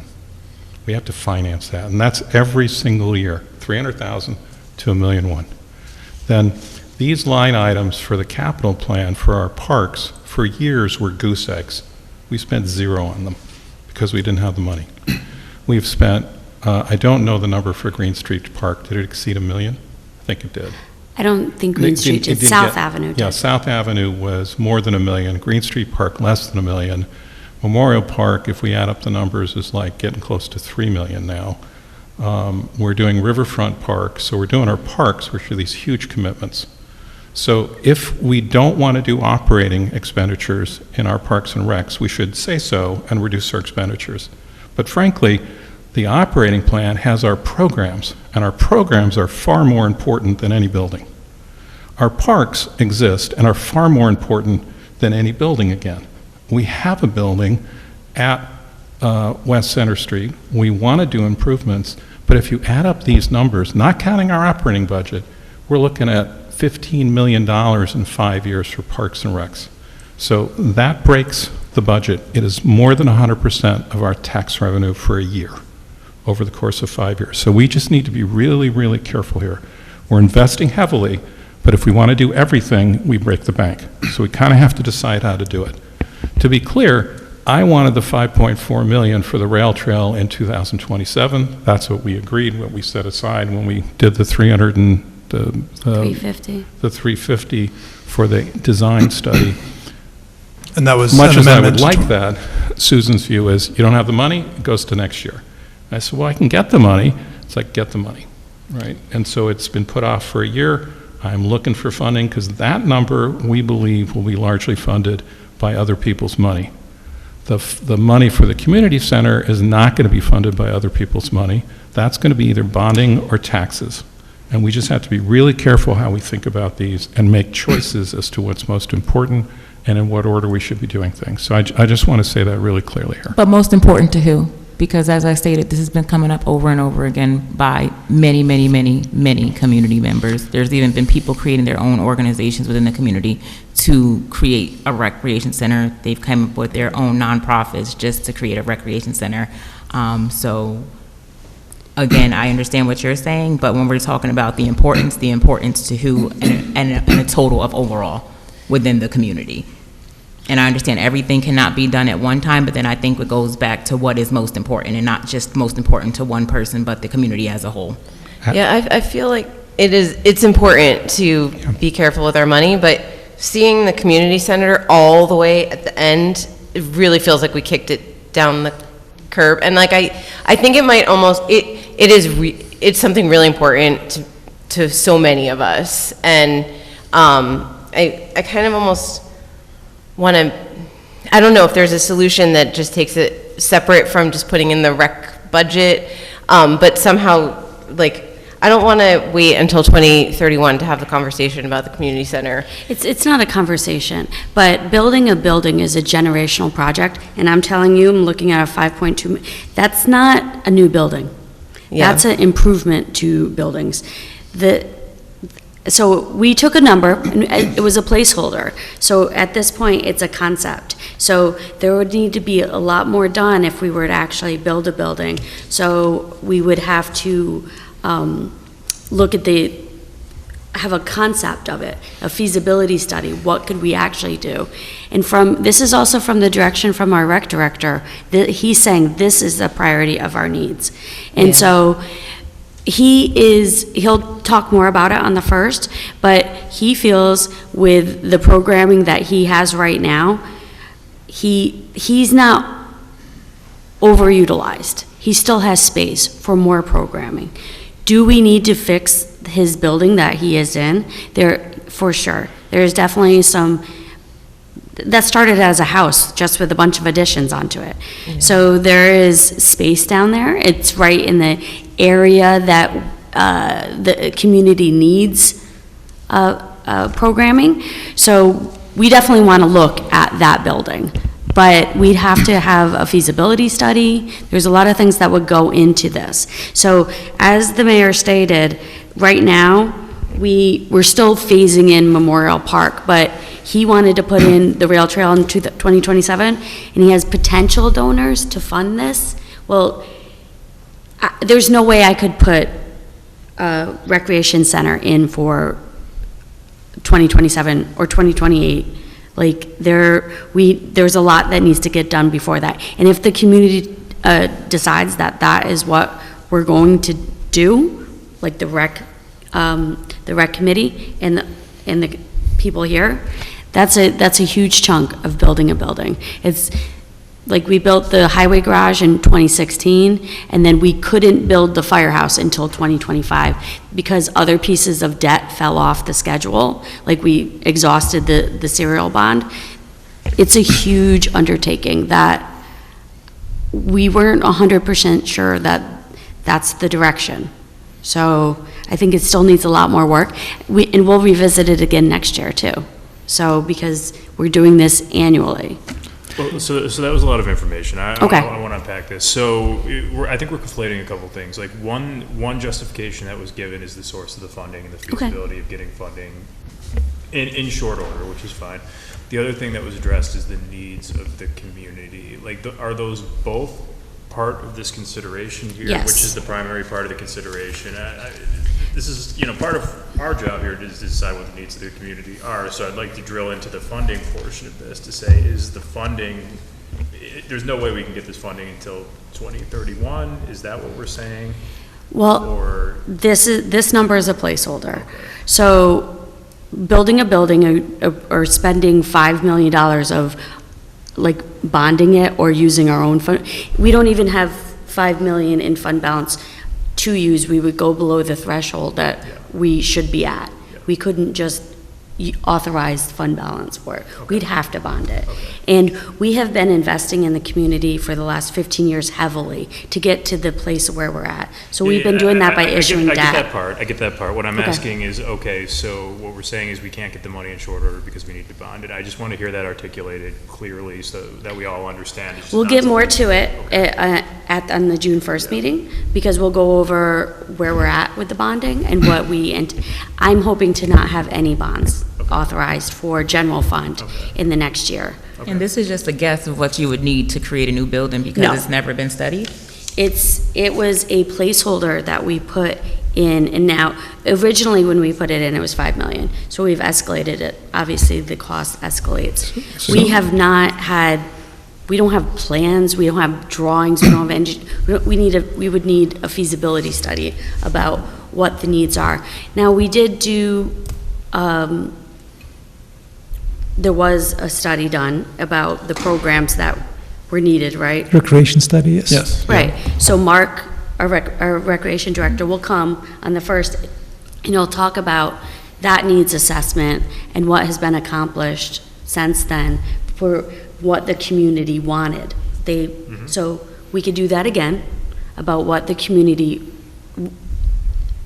wants and needs. Well, no. So that is within reason. The recreation study was not about needs. It was about wants. Wants. All right? Right. I want this, I want this, I want this, I want this. Right. In fact, they wanted everything. Yeah. Because that's what we asked. Yeah. Right? We didn't ask, how would you trade these off? Or which would you choose first? Or what's more important? So one of the choices that we've made in multiple budgets is to say, we'd rather fund a pool program or an after-school program. We'd actually fund programs. And if we have facilities for it, that's great, right? Because if we don't fund programs, we can build a building, it's going to sit empty. Right. And we don't want that. So we chose programs, which is why we took the recreation budget up to $1.1 million. That's every single year. So then we have to figure out at what point do we need a capital project to house them, which is what Mark can come and talk to us about in terms of, do they have room for things? Right. One of the things that's not on this page is university settlement, and again, we put a big fat zero because we don't know if it's coming, but it's coming. It's And we're going to have coming, to and- or decide what how the much we cost is spend going on to be. that, too. Right. So there's a lot of money that's being moved around, and we just have to understand, I'd love a building too, but we have to understand, do we want programs, do we want buildings, where do we want them, do we want to upgrade our parks, right? How do we do that? It wasn't even just upgrading the parks. I mean, the parks hadn't been invested in. For years. Decades, really. So that took a lot of the sources of funds too, to upgrade or improve the assets that we already have, which was our parks. And we still, I mean, we have plans for Riverfront already. It's just a matter of when we can prioritize it in the schedule. Yeah. Go ahead, Sergey. And I feel that parks do play a very important community building function. Many parks do house city programs or after-school programs, soccer, whatnot.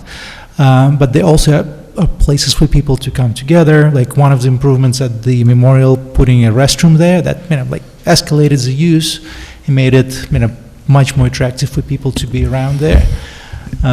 So I wouldn't want to see parks neglected again, because it would take a lot of political will then and time to rebuild and make them pleasant and inviting again.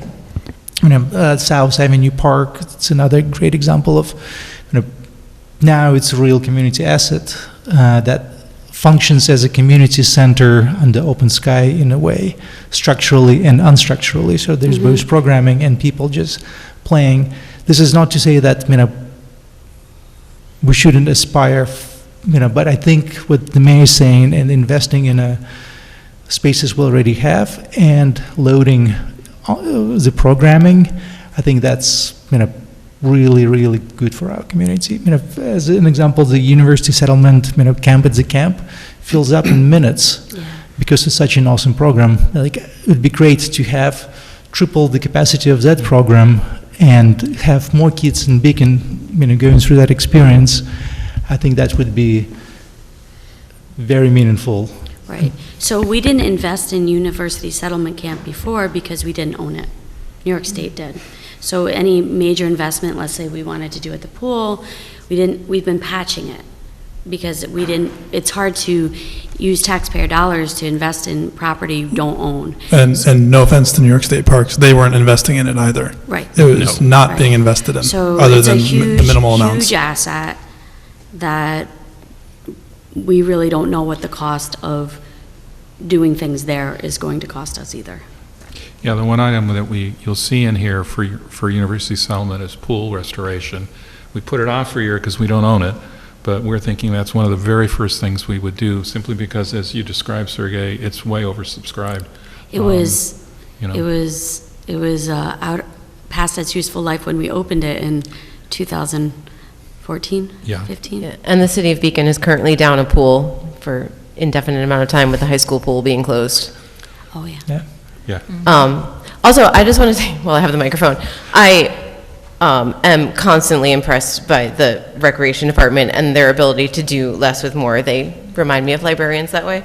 And I don't mean to I don't want to naysay on this. I just, seeing the community center is this dream that we all have. And it's I understand the reality of budgets and working with what we have and keeping what we have intact and running the programs, to the extent that they do. I just always want to speak up for the community center and not let that dream, disappear. Well, it's a dream that was already here and then got left behind. Let's be very clear. Beacon has always had a community center that was fully functioning. I went there every day after school, living here for 40 years, being born and raised here. Sergey, to your point, the South Avenue Park is not newly renovated and now just become a community center under the sky. That has always been a community center under the sky. That court has always been overutilized by the community. That is not something that has just happened, and that's been happening for over 40 years. It just now has accessible bathrooms there and a newer court, but it's been like that forever. It's always been used. We have our annual cookout there every summer, so please come stop by July 25th and join us. It's been going on for over 30 years there, every year. And I don't think that it's so much as adding a new building as in renovating and adding on to the space that we already have. It's not having to find a space, but maybe even the possibility of adding on to what we have, expanding the gym that's already there, because obviously, to me, when I was in there and I was a kid, it seemed like the biggest gym in the world. Now I go in there, I'm like, oh my God, this is not, this is not even half of a real gym. But it's taking the time to build slowly. It's not something that will happen overnight, but I feel like it's also not something that we should keep pushing and pushing and pushing back until it never happens. The thing I can add, and this is where we're all investing, right? And it's very consistent. You can see it in these numbers, and we'd love to invest more. We're just doing trade-offs, right? And, when I look at, my first priority is programming, just mine, right? My second priority is, building back the parks that we let lie fallow for so long. The other thing is when people talk about a building, and I heard people say it should be on Main Street, and it's like, okay, that's $25 or $30 million because it's the most expensive, real estate we have. And it's like, well, if we took it off Main Street and put it over here, that makes it a lot cheaper. And so understanding, what do we mean by community center? Is it a place to meet? Is it, Olympic-sized pools indoors? Is it, we have to think about, right, what it is, because it just changes the cost structure dramatically, right? So, one of the things I hear is, even if we think this is several years off, at some point we should consider trying to size the bread box, right? Like, how big are we talking about? And, for the firehouse, we had 3 to 4 studies before we got it right, because the first ask was not a needs ask, it was a wants ask, right? And if you ask for what you want, it gets this big.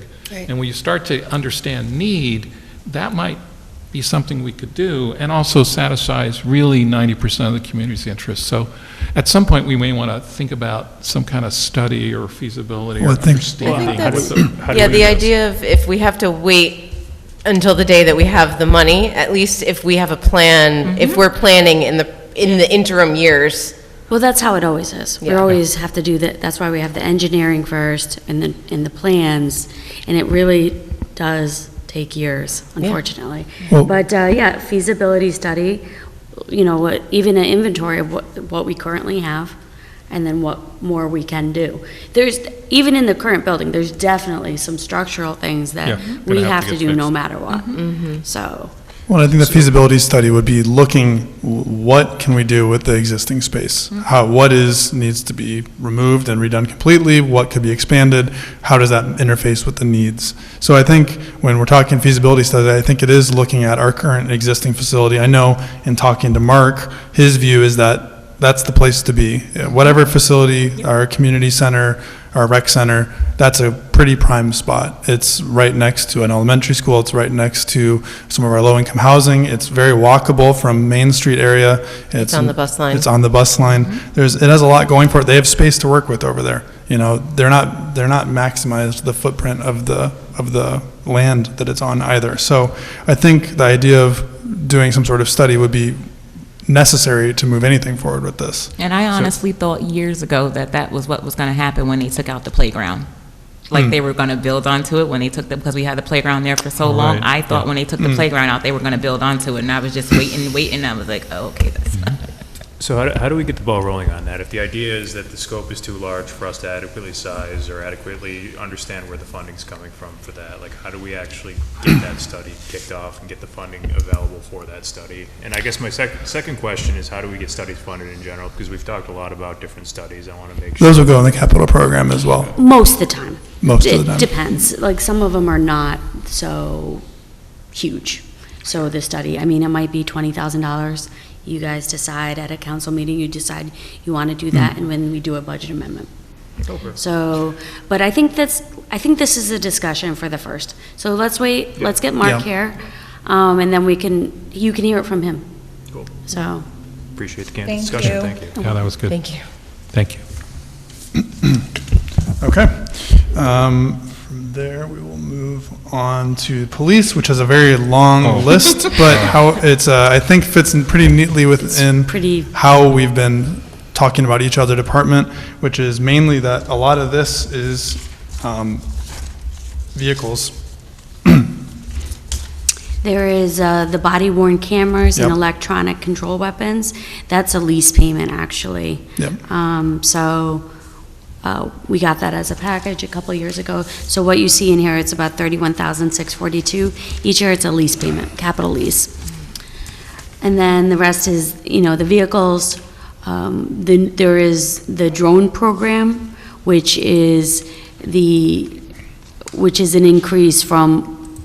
We had bought a drone a number of years ago, but it was like a residential grade Yeah. type drone, not really Hobbyist. for police work. Yeah. This is more for, it would be 2 drones, and our detectives would be trained on how to use it, so that if someone were missing or whatever it is that we have to do, we could launch it immediately, and I think it would help. Yeah, they've used them in the past for home warrant executions, essentially. Surveying the area. Yeah, making sure, essentially when they do a warrant execution on a home, if they're trying to make an arrest, it's typically one of the more dangerous kind of arrests. So using the drones is a way for them, like, for instance, to wait till they come outside, and then it's safer for the person being arrested, it's safer for the officers, it's safer for everyone involved. And they have used those successfully in the past. And I think the only other thing that I would flag with the drones, the chief emphasized that it's kind of a skill set that we can have our officers learn. We're a small department, we don't do a lot of specialization. It's a kind of a way of retaining officers. Once they're here, they have new skills that they can develop as they're here. And currently, I think he said most other municipalities in the area are doing similar things. Yes. So this is kind of in line with best practices for safe policing, and also, as Susan said, for locating people if they're missing, and helping to rescue them. I want to share something I read about drone program in a different, I don't remember municipality, but they use drones to drop life-saving devices for people who are drowning. That allows to launch and drop, the device while the fire department gets the boat out and gets over. So I wonder if that can be looked at. He didn't mention it, but I can certainly ask him. And then it's just our cameras, some are new, some are replacing, upgrading. Yep, plugging some gaps in Main Street to have a network throughout Main Street, upgrading the servers because they're a little bit on the older side. And I think that that's kind of the gist of the cameras. And these are just our own cameras. These are not part of the national system of any sort, right? Correct. These were, I believe, especially the ones on Main Street, they have local servers, which is why it needs to be upgraded. They're not through some vendor. There are cameras.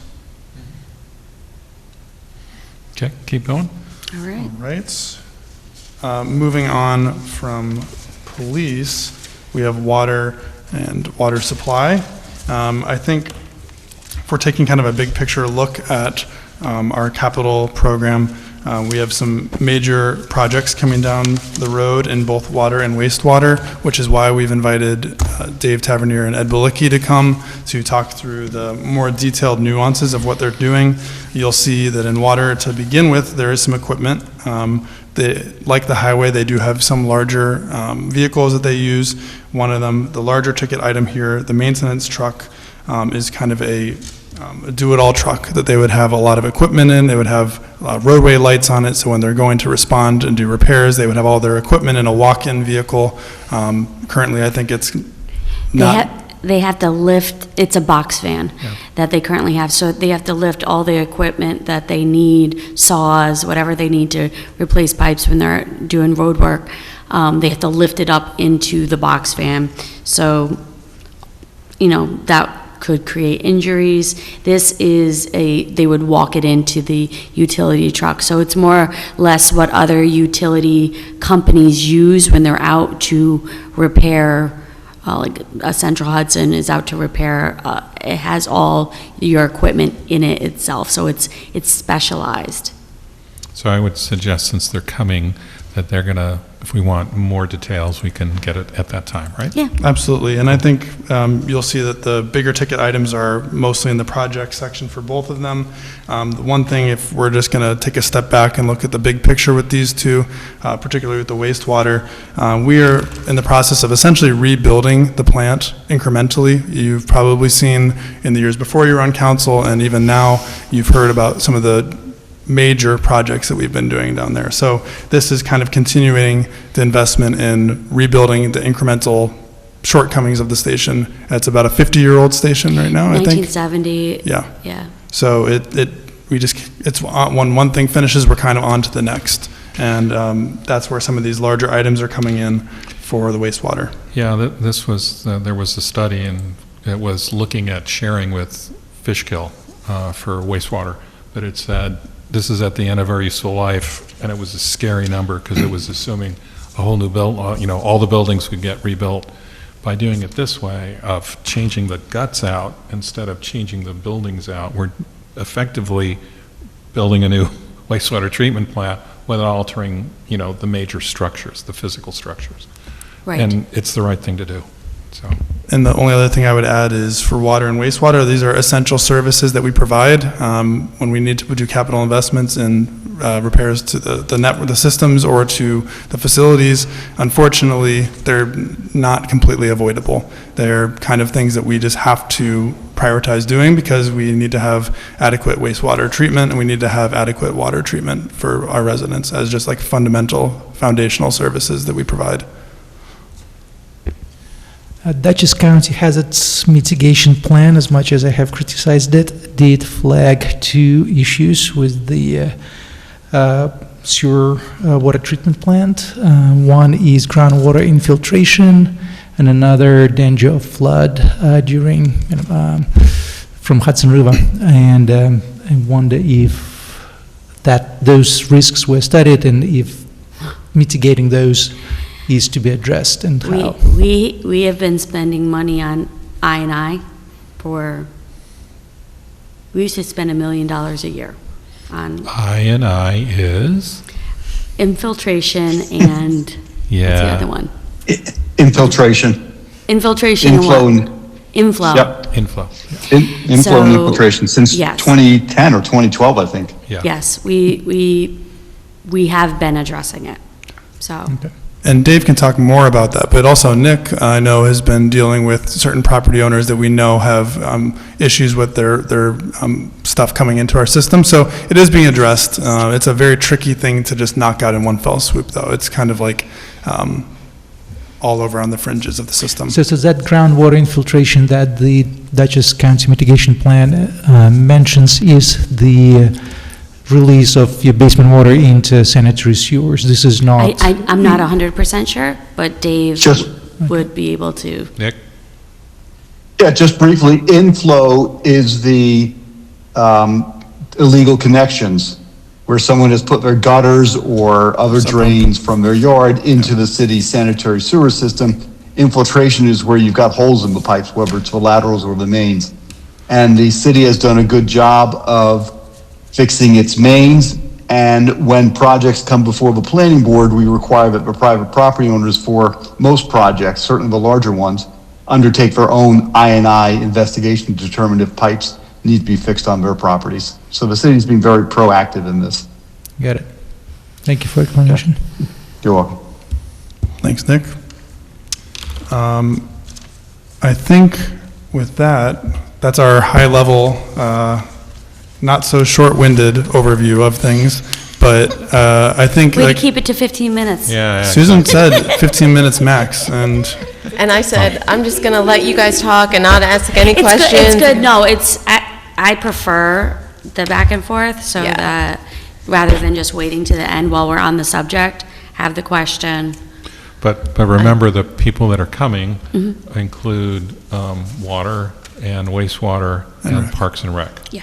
And if you have questions for other departments, send them in advance. We'll have answers. If not by the next meeting, we can send them by email. If there's any other departments that you feel that you need to have come, we always have that option as well. And then Susan will also be talking about the financing, so where does the dough come from? And she'll be able to give you a sense of where can we get grants, what pieces can we get grants for, which ones we can't, right? Which things we tend to have to finance on our own and therefore have to be careful when bonds will be maturing and rolling off and where we may have another opportunity for a big chunk to bond, right? For fire, we had to wait until we had that opportunity, and when we kind of got ready with all the, planning and kind of fit it in there. So you'll come and talk to us about that. Right. Okay.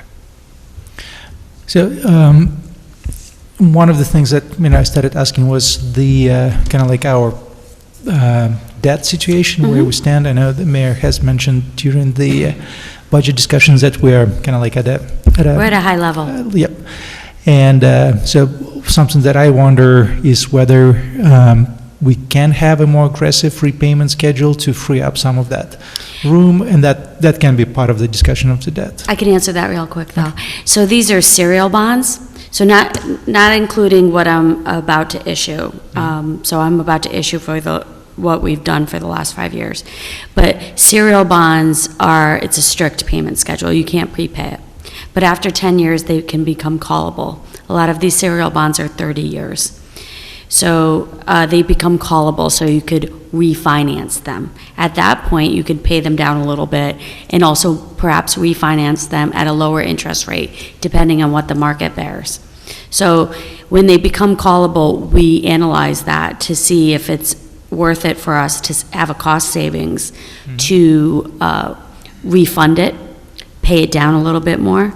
But we really can't pay more than we already are right now, because it's part of the operational budget. You'll see that there's a debt section in each, the general fund, the water fund, and the sewer fund, we're paying down our serial bonds or our bands, our short-term debt.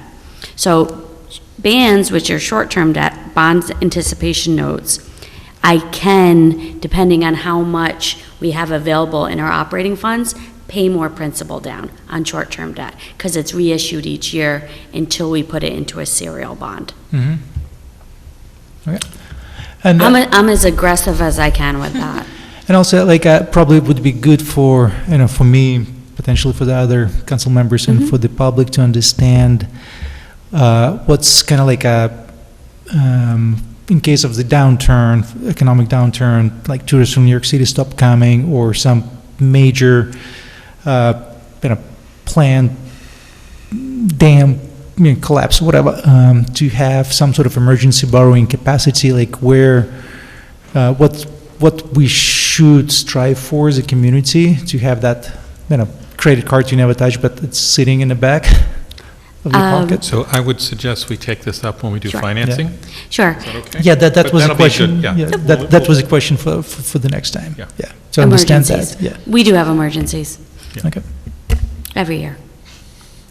Yeah. The road explodes, the water main explodes. But you'll tell us more Yeah. in the financing part in Are June. you kicking me out? Yes, I am. Right, you wouldn't put my money in the year I wanted, so I'm getting rid of you. Sorry. That's okay.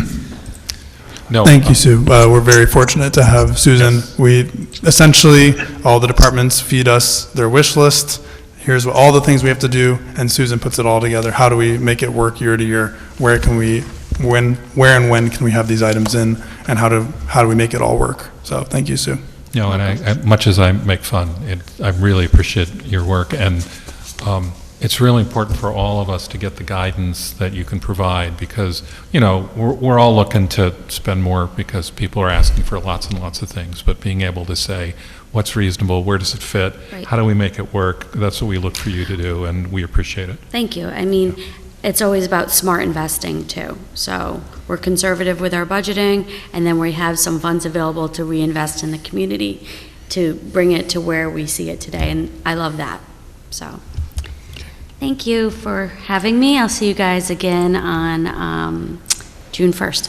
Thank you. Thank you. Yeah. All right. All right. Sure, go to Mirabel with you. We okay to go forward? So let's pick up the 248 concept plan, Tyranda, and is that Nick or you? I think it's going to be me, Mayor. Okay. And sorry, not as exciting as your last 45-minute discussion. 2 hour. But in your 45. council packet is a resolution approving the amended concept plan for 248 Tyranda Avenue, and that's for your consideration. Also in your packet are a number of supporting materials. So the city council many years ago approved a concept plan. The applicant obtained site plan approval, and as we know, there was then a switch out because they were not able to build the non-residential component, and the city council in December of 25 permitted more residential so long as there was a public benefit, which was deemed to be the providing of more housing and a significant number of additional BMR units. So in connection with review of the concept plan, this city council referred it to the planning board for report and recommendation, and you received the planning board's report. You also received the county planning board's comment letter, as well as a letter from the New York State Office of Parks and Historic Facilities that stated there was no significant impacts from this building being constructed to historic resources. And the city planning board at its last meeting issued a waterfront consistency determination that the project was consistent with the goals and objectives of the LWRP. And the planning board also issued a secret negative declaration finding that these additional units, additional 2 buildings, 100A and 100B, would not have a significant adverse environmental impact. And that was based upon the planning board looking at school impacts, traffic, stormwater, and items of that nature as detailed in their document. And all of those are included in your packet. So the next step is for the city council to consider whether to approve this project or not. We prepared a resolution based upon the public hearing being closed and the city council's discussion approving the concept plan. And it details in great length the history of this project in the resolution, procedural history going through up until the current revisions to the concept plan, and then it also details how it's consistent with the standards set forth for the Fishkill Creek Development District. And we go through all the criterias for about 10 pages worth. And then the items that I think you should focus on and review are the conditions. So on page 14, you are approving the concept plan to allow the property owner to construct 2 new multifamily buildings containing 136 additional dwelling units, of which 27 are BMR units. And then you're setting forth 14 conditions starting on page 15. Some of them are based upon just standard practice. Others pick up comments from this council, such as we have the applicant shall provide in condition 5, the planning board with a separate sheet detailing all structures projecting above the roof line, because that was a comment that the council had, that you wanted to make sure that the view of the roof of the buildings was as aesthetically pleasing as it could be, taking into account that roofs are used to have mechanical equipment, but especially with electrification and the individual cooling and heating units, you wanted the planning board to pay particular attention to that. And again, with this project, you're approving a larger concept. Planning board will hold a public hearing and review the site plan, where you talk about where the trees going, the diameters of the parking space, where parking spaces are going, lights, and things of that nature. We also added in condition 6 that the planning board should review the locations and screening of all utilities, dumpsters and other items. Again, you're looking at the concept plan, but because there's a greenway trail and because there's a large number of residents on this property, you want to make sure that all of the infrastructure is being designed in a way that is practical, not dangerous in terms of its location, and that it's aesthetically pleasing. With paragraph condition 7, we added language that the planning board should review the location of the Greenway Trail connection to your Fishkill Creek Greenway Trail that connects to the rail, the Metro North line that you were discussing earlier during your capital review, to ensure that it's in the correct location, and also it's shown being near a dumpster. So the planning board should look at that and just make sure it's adequately screened, and, the odors or the unpleasantness of looking at a dumpster area is adequately shielded. We also, in paragraph condition 9, added language that the planning board should review the proposed public dog run to ensure that adequate safeguards are in place and maintained to prevent noxious matter and rubbish from entering the creekside buffer area in Fishkill Creek, which was another comment from this council. And so there are 14 conditions in there, some substantive, some administrative. And it's ready for your review and adoption tonight, should you wish to do so.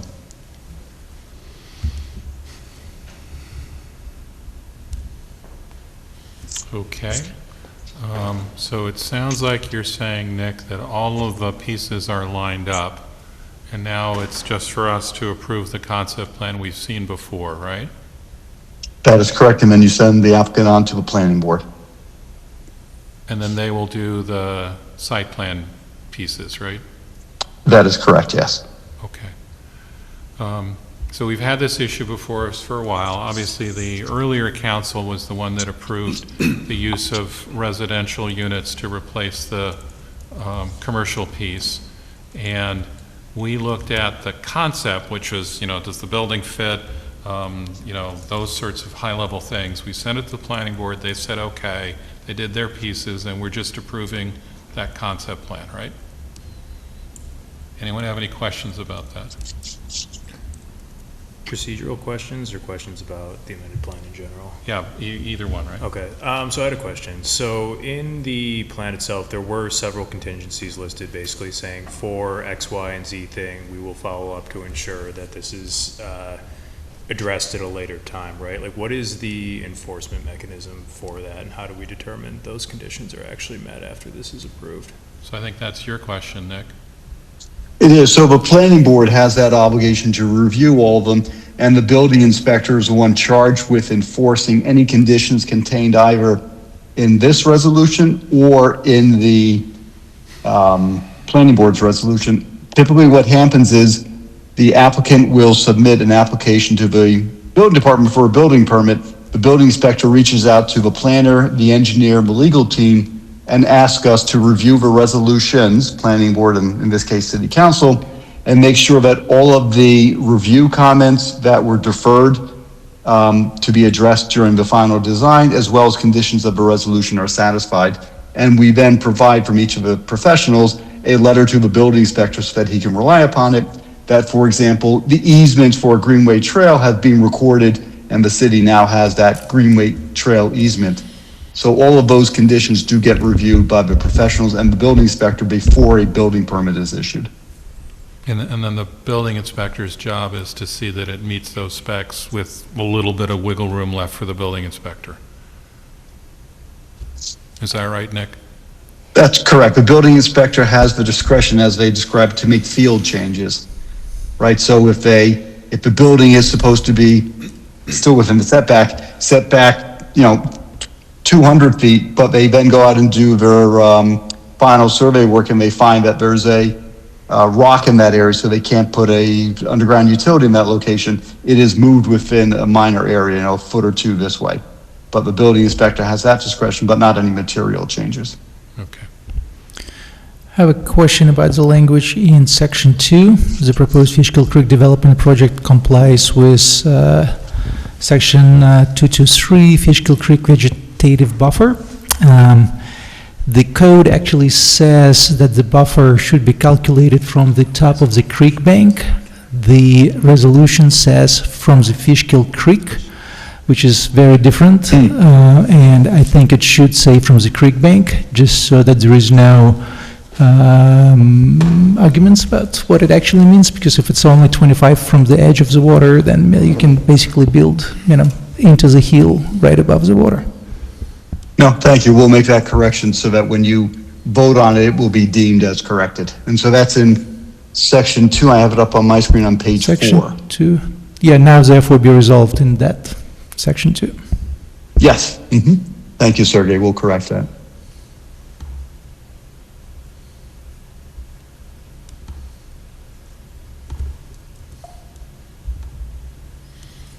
Okay.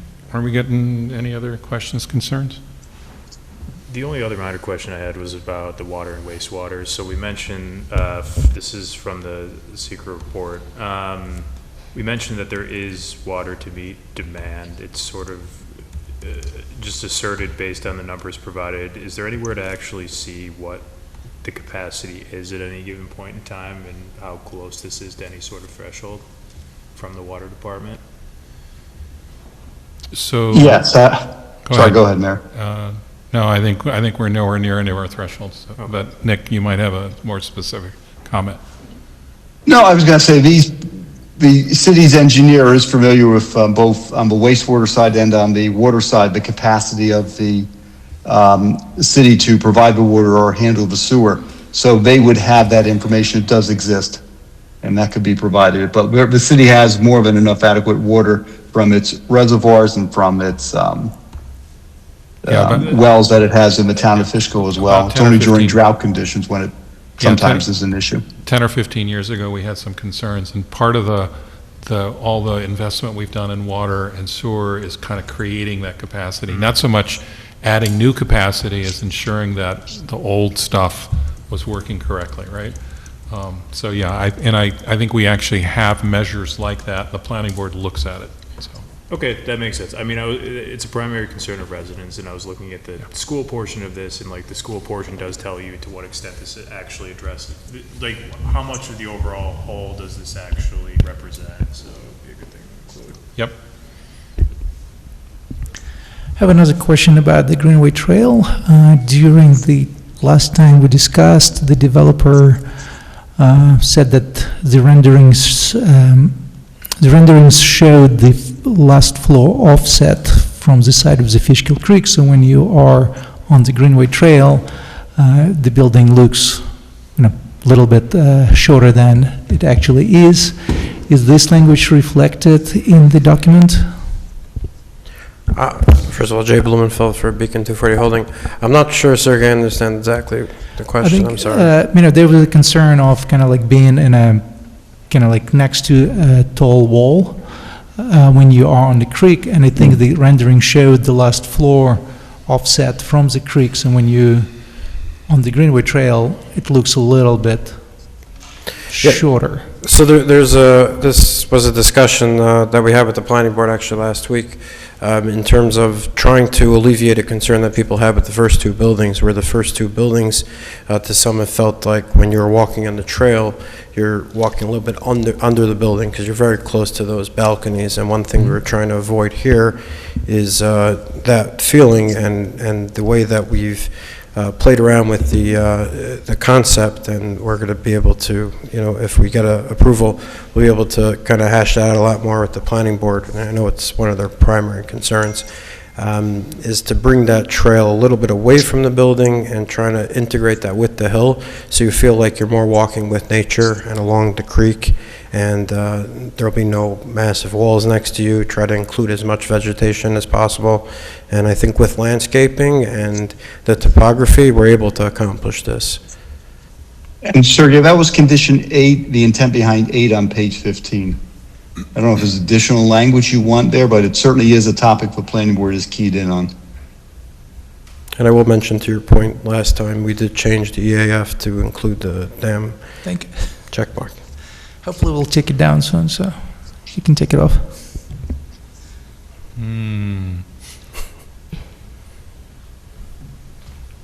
Okay. Any other discussion? Are we good to go? All right.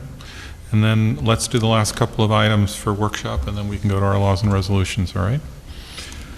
A standard workday. Someone's going to tell me what this is about. Is it Nick or is it Ben? That was going to be me, unless Nick really feels inclined. No, I'm going to let you have it. I'm certainly here to assist. I assumed as much, Nick. I wasn't expecting you to. I could tell you if you want me to. All right, so standard workday is essentially something that we do on an annual basis if we have council members that are looking to avail themselves of tracking credit towards retirement and service credit purposes. Essentially, we have 2 council members, Councilmember Glauda and Lestari as well. Councilmember Gorton, both of you have elected to do this. So it's essentially they will submit periodically tracking sheets to our HR director, who makes sure that they're getting enough credit for the work that they're doing. It's something that we have to do as part of that system. And I don't know how much more detail we want to go into that beyond that, but it's pretty perfunctory when we have council members who are choosing to do this process. Yeah, I did this as well when I was a council member for 12 of the years, not all 18.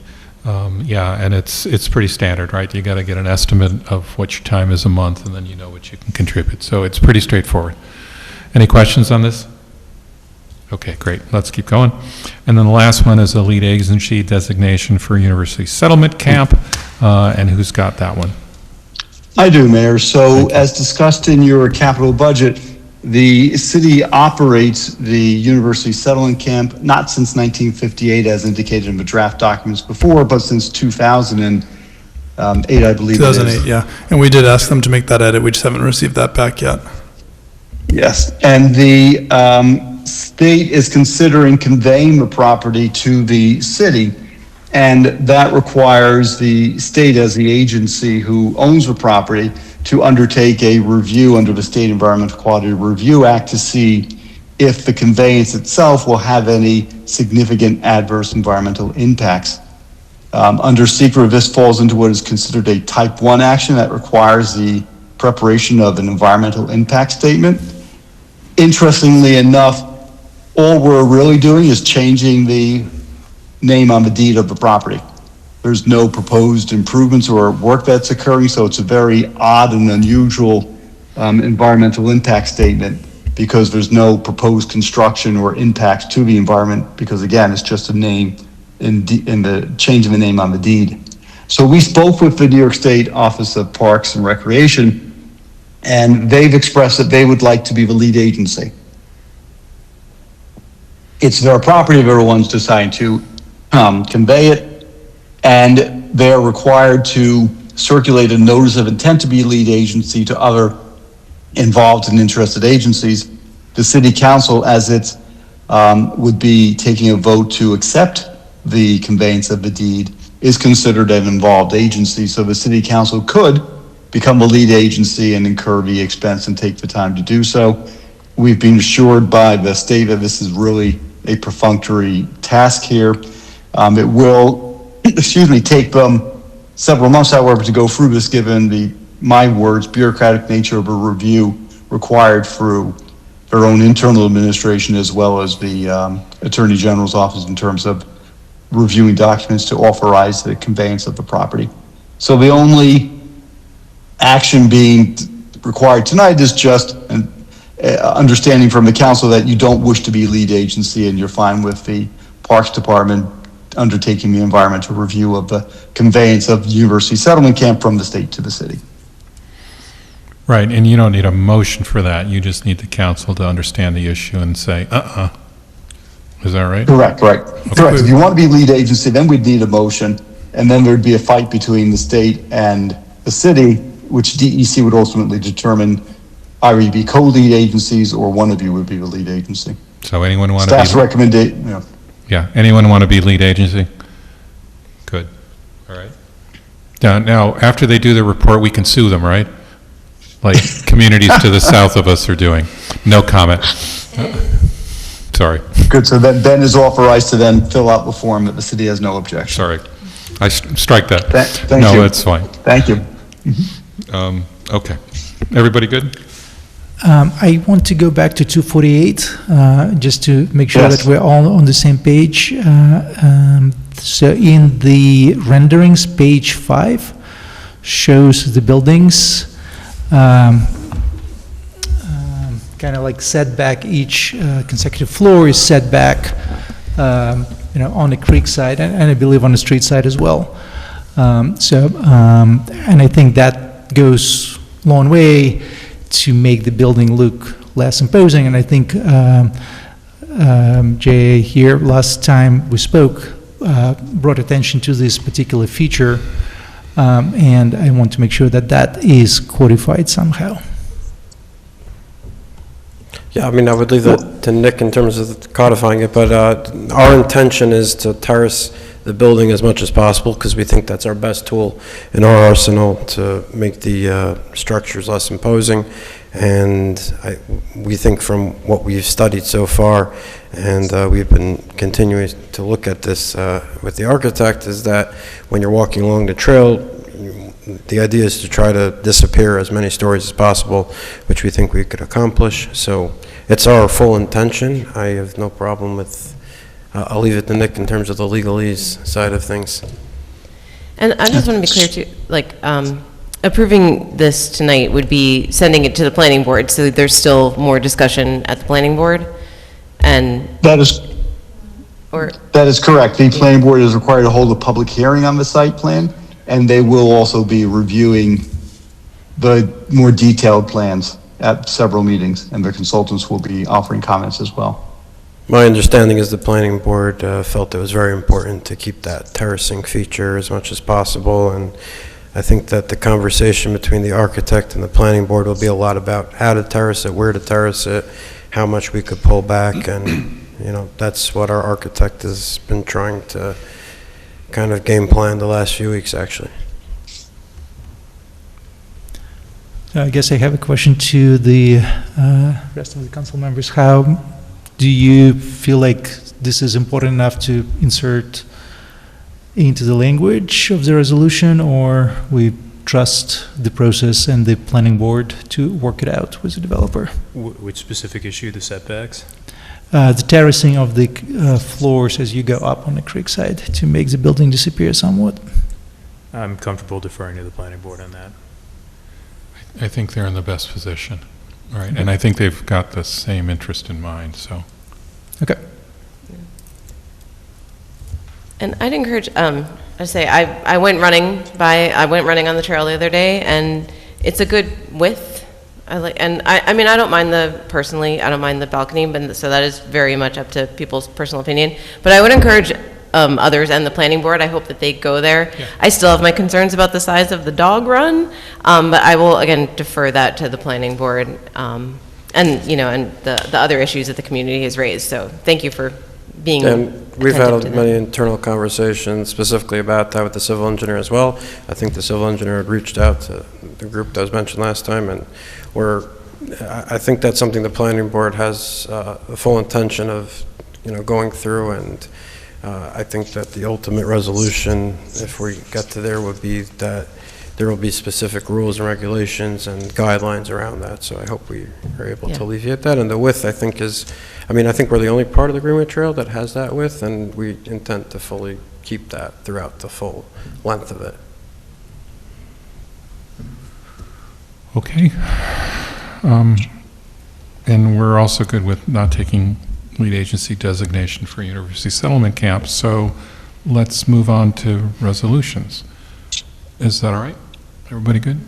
Okay. So the first one is the amended concept plan for 248 Tyranda. I'm looking for a motion and a second to adopt the 16-page resolution. Motion. Second. So that was Zach and Carolyn.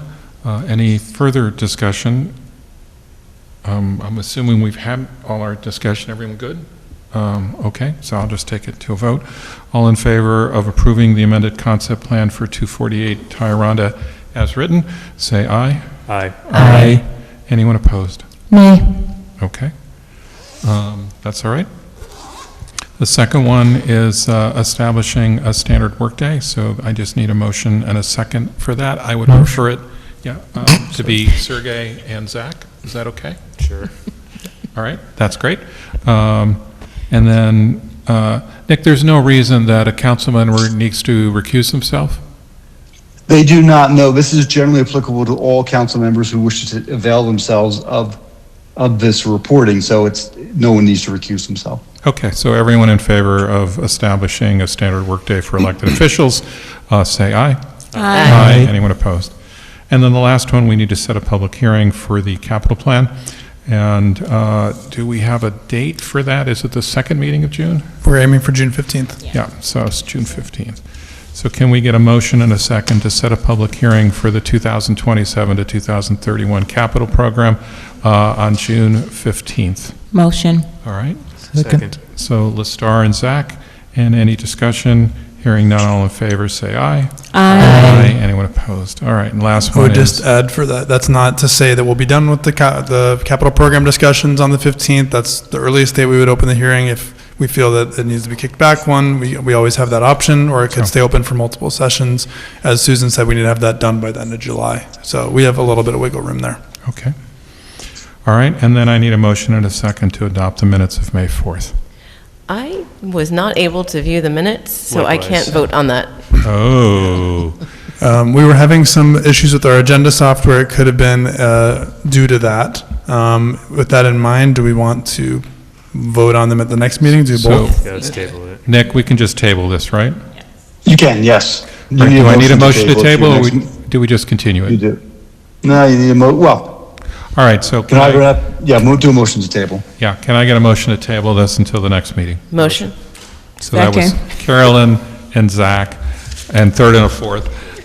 So all in favor of tabling to June 1, say aye. Aye. All right, that's great. Apologies for that, everyone. Yeah. We'll get that sorted We should out. also say, maybe just for the record too, that what we just talked about for 248 Tyranda was not, also the link wasn't visible in the minutes. We got a copy sent to us by Nick. Okay. So the public might not have been able to see what we saw. I will, before I leave, I'll try and update the packet if I can. Yeah, I was struggling too, so there was some glitch in the thing, and we're shorthanded, so sorry. Yeah, we've had a little bit of issues with the agenda software since last Thursday, but I have a work order in, and we'll get that buttoned up before the next meeting. So this is the second opportunity for public comment. I'm not seeing anyone in the physical room. Anyone online? None online. Can I add one small thing? Depends. To this is my tendency to get dates wrong. I just wanted to say from my report, I said I misspoke about the Mondays in June. They're the 22nd and the 29th on the 5 Mondays in June. I just want the record Got to show that I actually looked at my calendar and corrected that. All right. So the next meeting would be on Monday, June 1st at 7 PM at this location, and I'll entertain a motion to Everybody adjourn. bring cupcakes, that's my birthday. Oh, really? Motion to bring this. All right. Put that on the agenda. And so, Yes, please. who did the motion to adjourn? Motion. No, second. Zach and Listar, all in favor? Aye. Thank you all very much. Good night. Good night, Nick. Thank you. Good night. You're welcome.